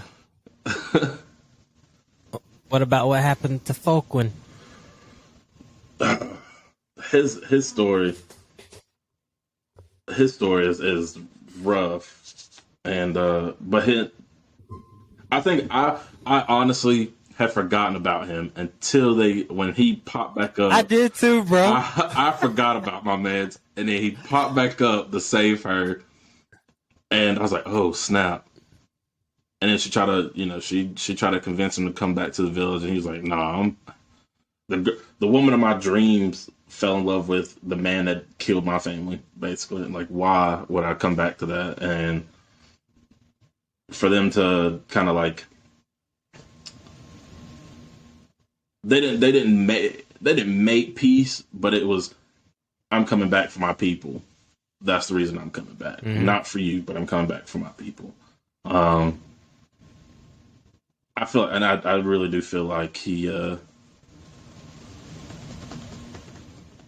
plays a huge role in this show. My man's just he's an animal, like I won't say tamed, but he's like he's a controlled animal. Like when he's ready to go, it's like bam, let's get to it. He's ready to fight and throw hands. But I can't remember if he died or not. I have to watch. Yeah. Oh, Sorry for anybody who hasn't watched Barbarians. I'm trying to think. Oh yeah. When he got stabbed in the back. That's right. But that's the thing. That's my man. That was my problem. Somebody like him goes out like that. Yeah. But that also shows you the reality of you could be the most badass motherfucker in the world and die from a fucking knife to the back. Yep. Yeah. Or a sword to the back in his case. But I hate. Yeah, man. I hate that too. 'Cause my man, he has such a bigger role. Like he has such a bigger role in the future, and I'm like, y'all killed this man off, but I didn't see him getting killed off. No, but I've got to have faith. Like there's some way, like he might have took that stab and just like fell out and just or something and just like lost consciousness. But I've got to have faith. Like my man's, they're writing him in somewhere in the next season. I've got. I was thinking that too. I was thinking that too, but I don't know, man. Man, I guess we're gonna have to see. We will. It's gonna be. That's gonna be a season right there. That's gonna be a season. But he didn't finish him off after he stabbed him in the back. Did he just leave him there? Yeah, he just stabbed him and left him. I'm gonna have to watch this shit again. My man was on his knees beside old girl and just took it to, and he got plunged in the back, and then just was like looking up, thinking of everything, and then just fell right over. Like, damn, this is how it ends. Yeah. Oh my God. It's gonna be good. What about Ari's son, man?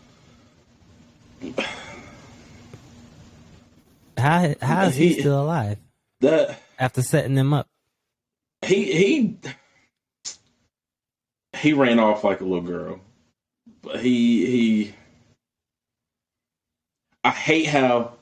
Granted, I like how they did his character, like his character in the whole show, though, because he kind of pulled heartstrings. But he his ulterior motives to everything, was not for good cause at all. Like, to him it was a good cause, but us on the outside looking at it, and we're like, you're messing everything up that should be going right for them right now, and you're messing it all up. And Yeah, Rome turned that nigga into a hoe, man. yeah, I kid you not. And he still goes back to them, even though he watched Rome literally tear his people down, basically, and he still. I'm like, yo, you just fucked It's everything crazy how up. brainwashing works. Yeah, man, that's He was under a fucking genjutsu. serious one. Serious one. Oh man, And I'm like, now I would never trust him again. Uh-uh. Like, even if he came back and started helping and shit like that, nah. I couldn't, man. And even You got your own people killed. even the dude that was like watching over him, the blonde headed dude that was watching over him, and they became really close and everything. And I'm like, okay, like you got a best friend now, technically, but then you watched him die, and you did nothing to stop that at all. And I'm like, what kind of man? That it says a lot about him as a man too. Like, you're not trustworthy. You out for yourself, but you out for a country that doesn't notice who your people really are. Mm-hmm. And he just, because he was getting a hang of everything, and then just, let me let them know that, oh, this is what they're doing. They're going to be unarmed. They're doing this. They're doing that, and plotting against them. And I felt bad for Ari too, because you have to watch your son literally turn on you. Bruh. And like, I know, like, It's like, even if you want to protect them, everybody has the right to kill the motherfucker. yeah. Man, it's. I know it tore Ari up for sure. Like, it's like, because you can't, like, you could see it. You could see it you could see the pain in his eyes. But deep down inside, like, there's some anger there. Like, you just, you caused me to lose my wife. You caused me to lose my child now too. And you've caused me to lose family. You've lost me to lose, other members of the tribe and everything. All because you wasn't happy, Hey, I gave you that. Mm-hmm. I gave you that freedom to leave. You chose to come back and be a part of this, So I feel for Ari, but then it stems back to, he kept a secret from Thesnelda too. So, like, There's always something. and I did not see coming. I did not see him having a child in Rome at all. And I was like, oh, I did, because any grown man could possibly have 1,200 kids out there that they don't know about. He actually knew about this one, but yeah. But him to keep that, so long away from her, and she find out like the way that happened.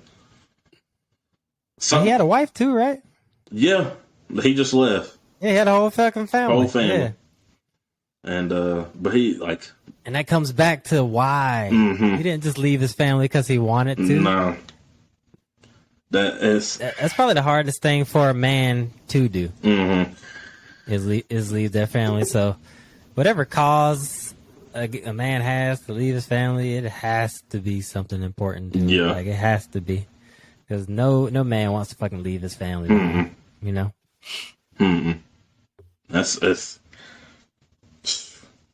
and then to watch his brother almost get beheaded. I was like, yo, my man's about to be done for, because he couldn't come up on his promise at all of bringing his brother in until that one section, and then leading a group of guys in to get killed out too. And I was like you messing up everything for yourself right now. And then they'll come out with, oh, they're going to the thing. They're going to be unarmed and, knowing the whole setup already. So being able to, I'm not going to say redeem himself, but being able to make himself useful, but in a position of weakness is when he was able to do that. And I was like, dang, you should have had your head just taken off then. You gonna act like that? Go ahead and cut that bad boy on down, But do you see throughout the story how smart the Romans were? Because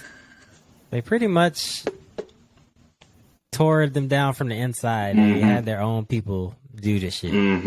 They had their own people do it like while they were on their land, and they had their own people do it that they took back to Rome. Yeah. You know what I'm saying?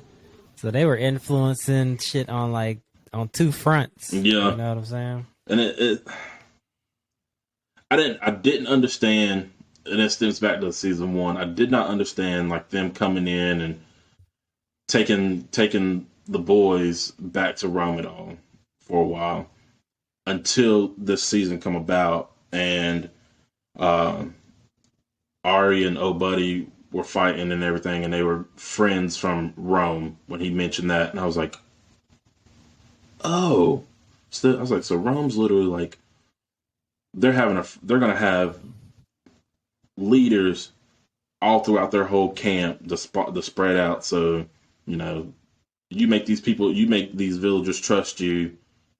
And when we come through, we're, for the next war, the next fight, the next, whatever we need,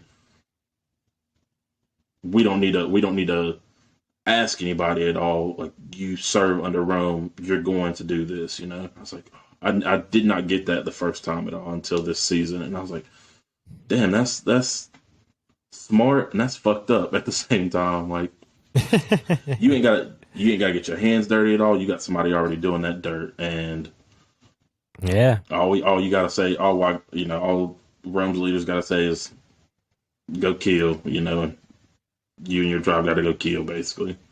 So most motherfuckers don't do their own dirt, bro.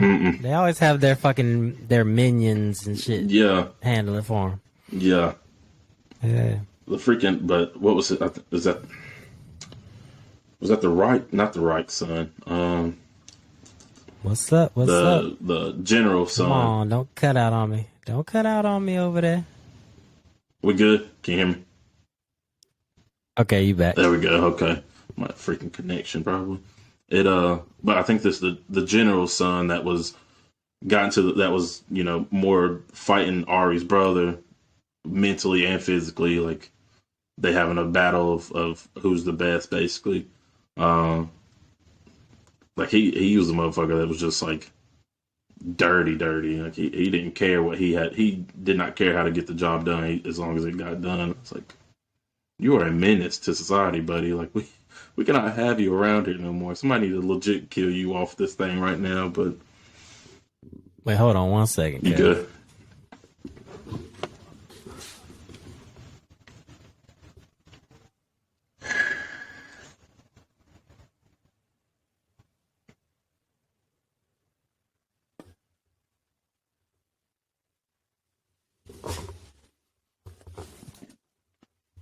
Oh. All right. So, what was it? We had another show we started together too. Yeah, what was it? Was it Blood of Zeus? I think it was that and Was it Dogma? Dragon's Dogma. Yeah, that. The Blood of Zeus was something serious too. That show. That was. I need to go back and rewatch that too. That show. Yeah, I can't really remember that one. I remember I liked it, but I can't really remember it. That was having Zeus and Athena becoming mostly the protagonist in that, but Zeus and then his son with a brother on Earth, basically, and that show. I gotta recap that because there's some bits and pieces in there like I got lost in. But that I need to rewatch the Dogma show one too, because that felt so real. I think that show got me because it felt, even though it was animated, it looked so real, but Mm-hmm. it was so like fantasy wise, like world wise, because there's this dragon and um, this guy with this these abilities to, I can't remember if he didn't change it all, but he kind of like, I don't know if it was like a rage out situation or what. Um, but then watching a city, I think their city was being like destroyed too, and him saving some people and everything too. Like that show was good too. That Blood of Zeus was good. I need to go back to that. But Yeah, there's a lot of things that it's I need to yeah, like to recap. revisit. You know, But it's just so much shit to watch. it Though it's is like I don't have it enough fucking is time. Like at the end of the day, I got to choose to either watch a movie, game, read, fucking do a man. puzzle, whatever. Like, That it be it. uh, That's the. I think that's why now too, especially like uh, acting wise, like watching these different things, because I've also gotten into like How to Get Away with Murder. Like that show's been out forever, but I just started it this mhm. year and got into it, and I was like, man, this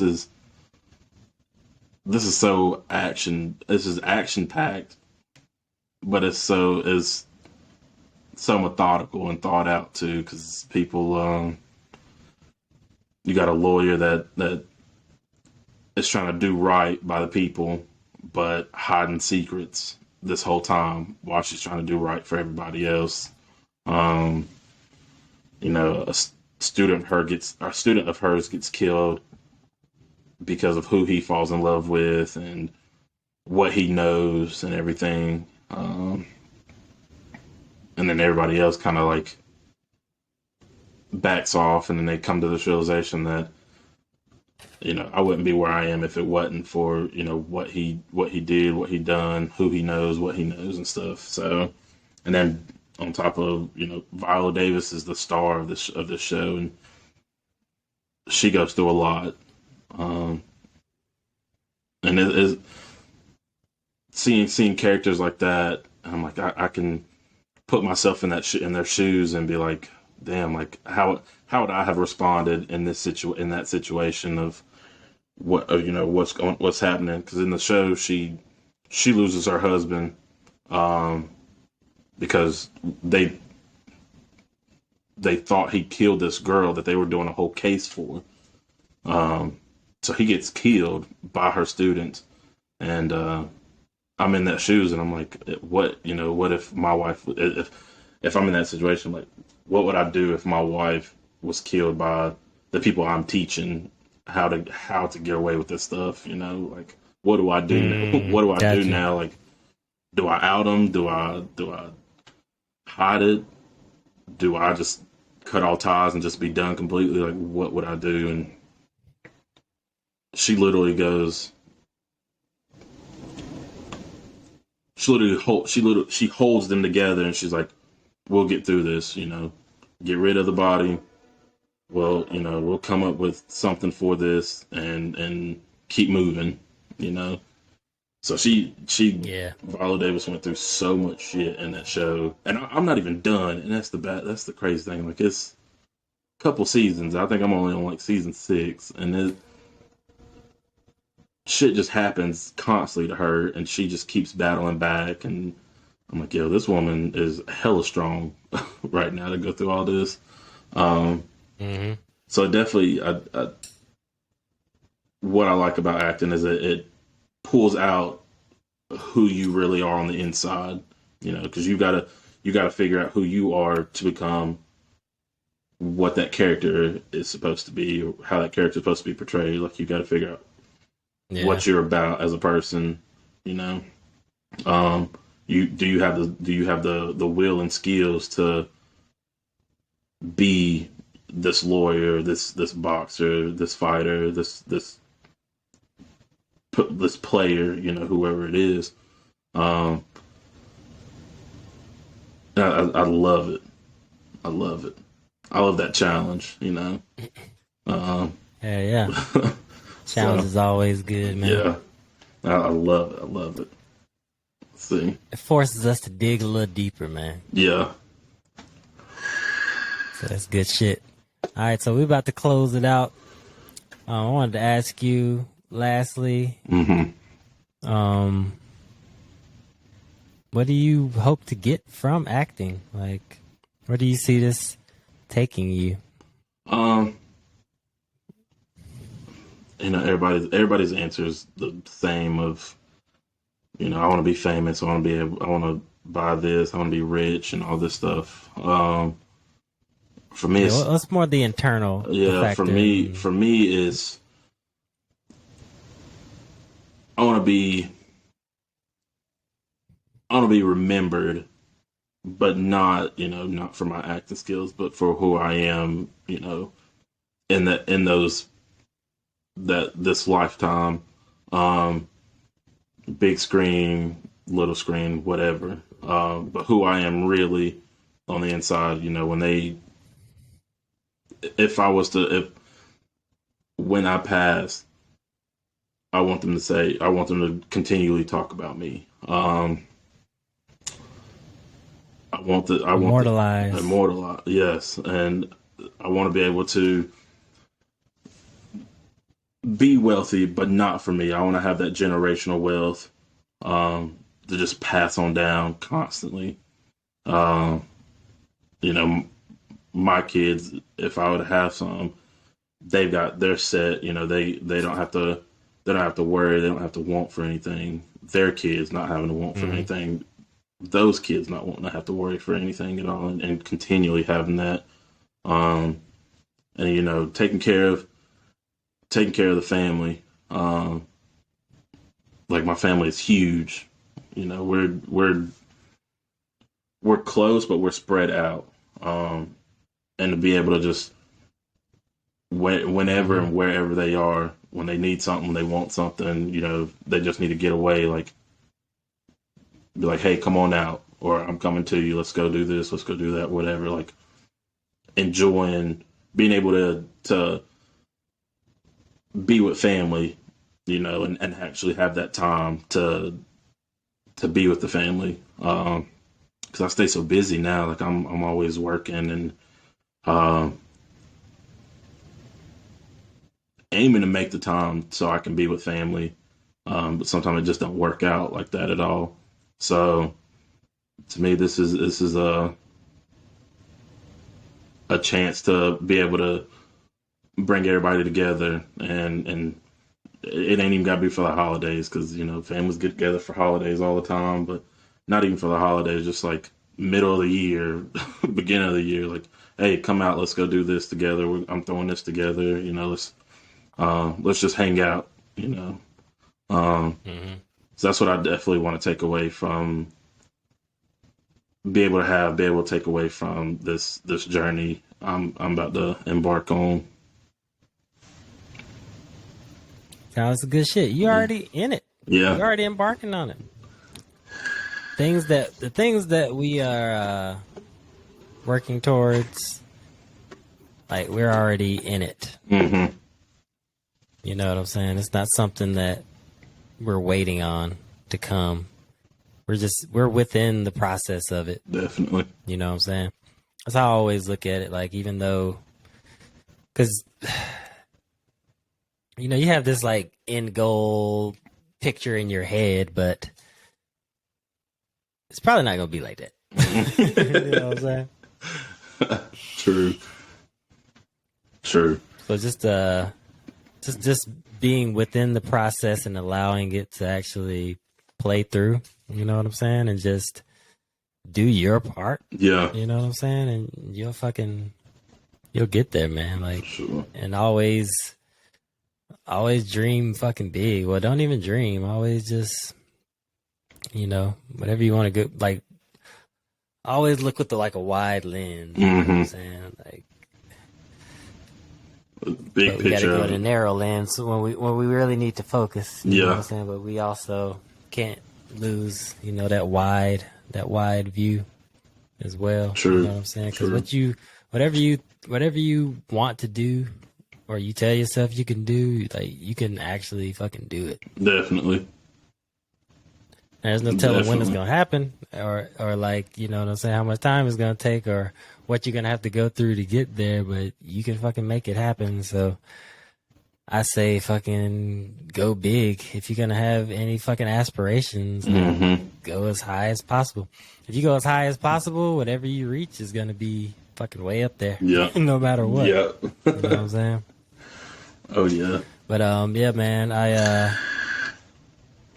I support you in this journey. Continue to support you in this journey, I man. And appreciate it.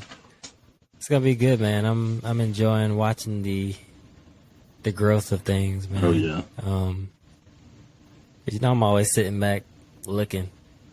So like, once I see things grow, see people progress, Mm-hmm. it's just a beautiful thing to see, man. It's like, I'm happy that you finally found that thing where you're like, you know what? I want to do this shit. You know Yeah. what I'm saying?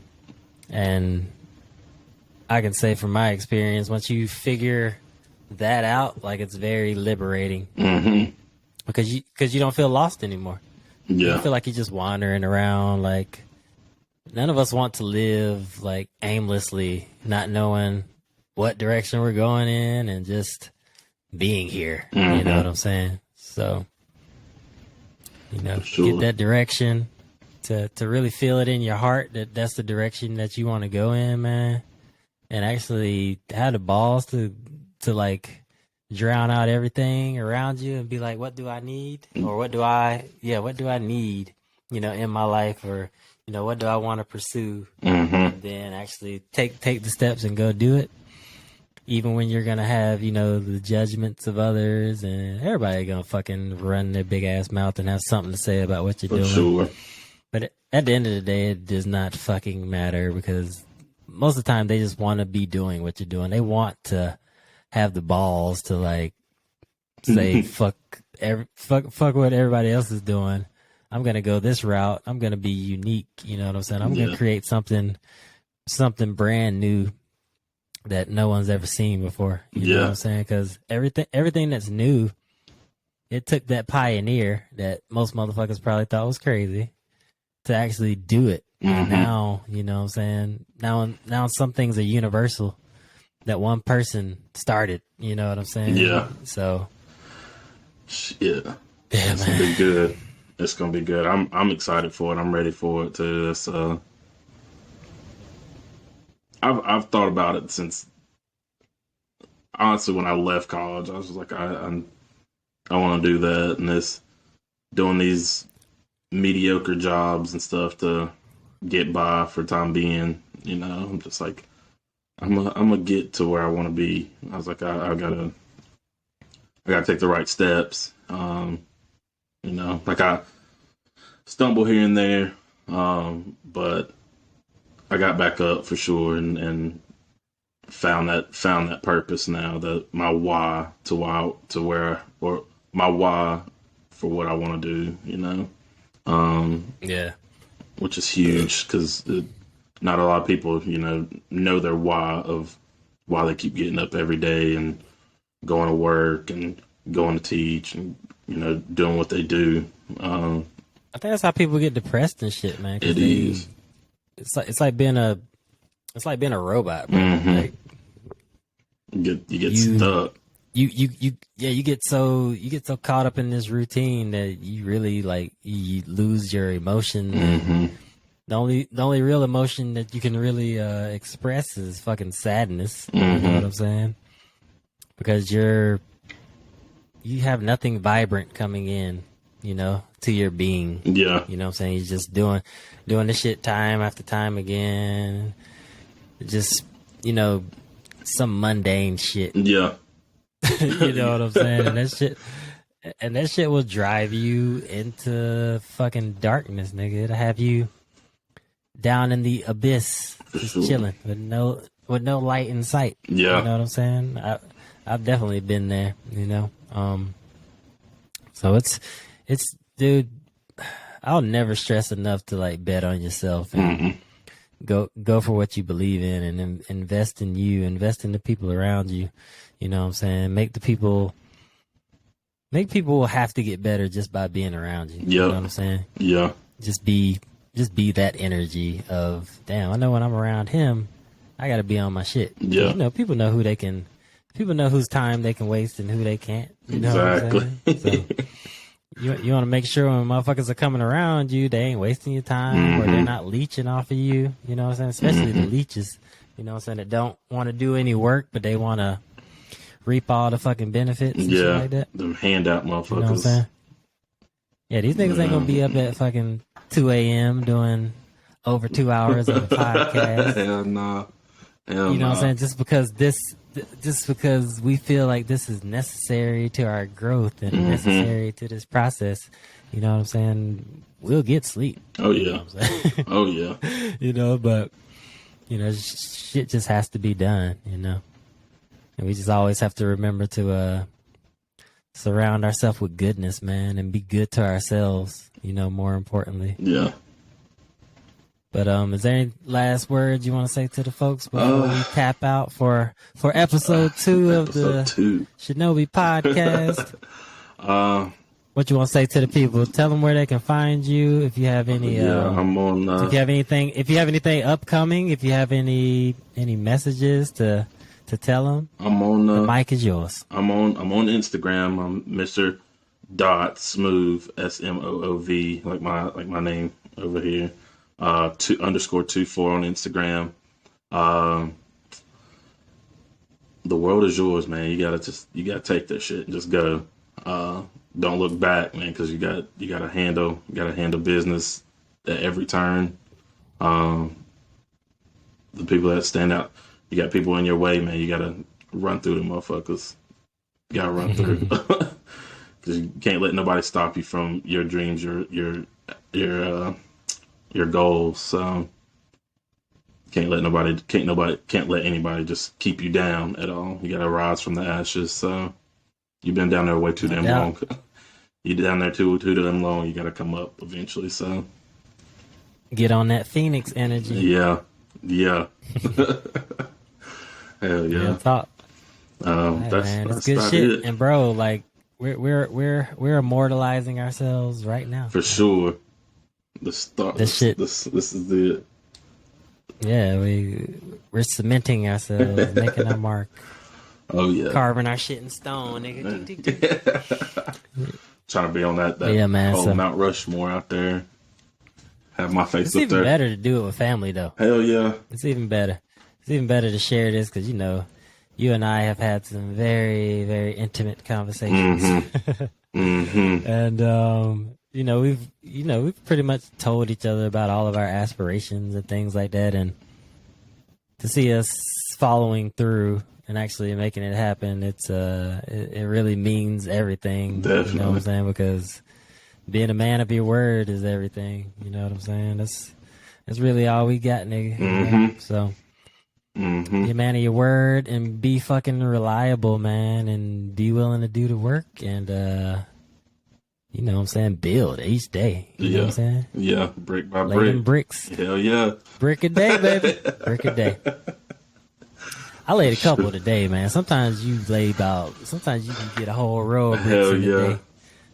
But I'm gonna be feeling it tomorrow. I'm gonna be looking for some naps tomorrow. There you go. But but yeah, love you, man. Thanks for joining us. Well, thanks for joining me. Yes, sir. On this episode, on episode 2. Thanks everybody out there listening for joining us as well, man. I hope we have some. Hope we had some insightful conversation, some fun conversation. Hope you guys enjoyed it. Continue to support the Shinobi realm. Well, I'm calling it Shinobi everything. This is the Shinobi realm, Shinobi Studios.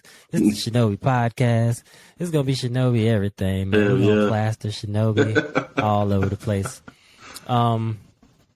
Look forward to later. I'm still getting all of my platforms together so I can start, pumping this content out to you worldwide even more. So I'm getting all the accounts done and You know how it go, man. You got that's a whole lot of shit to set up, especially when you really looking to build this thing, you know, to its highest capacity, you know. So be patient, man. I'm at this point, I'm a one man show, so we're gonna start getting people on the payroll, and you know what I'm saying. This is a start. This is all we need to do is start and keep making content and post, and this shit gonna grow, man. And we just gonna watch it grow, and yeah, man, I'm real excited to see what else we create. We've already created a lot, man. So I'm interested to see where things continue to go, man. So I'm just happy to be a part of it.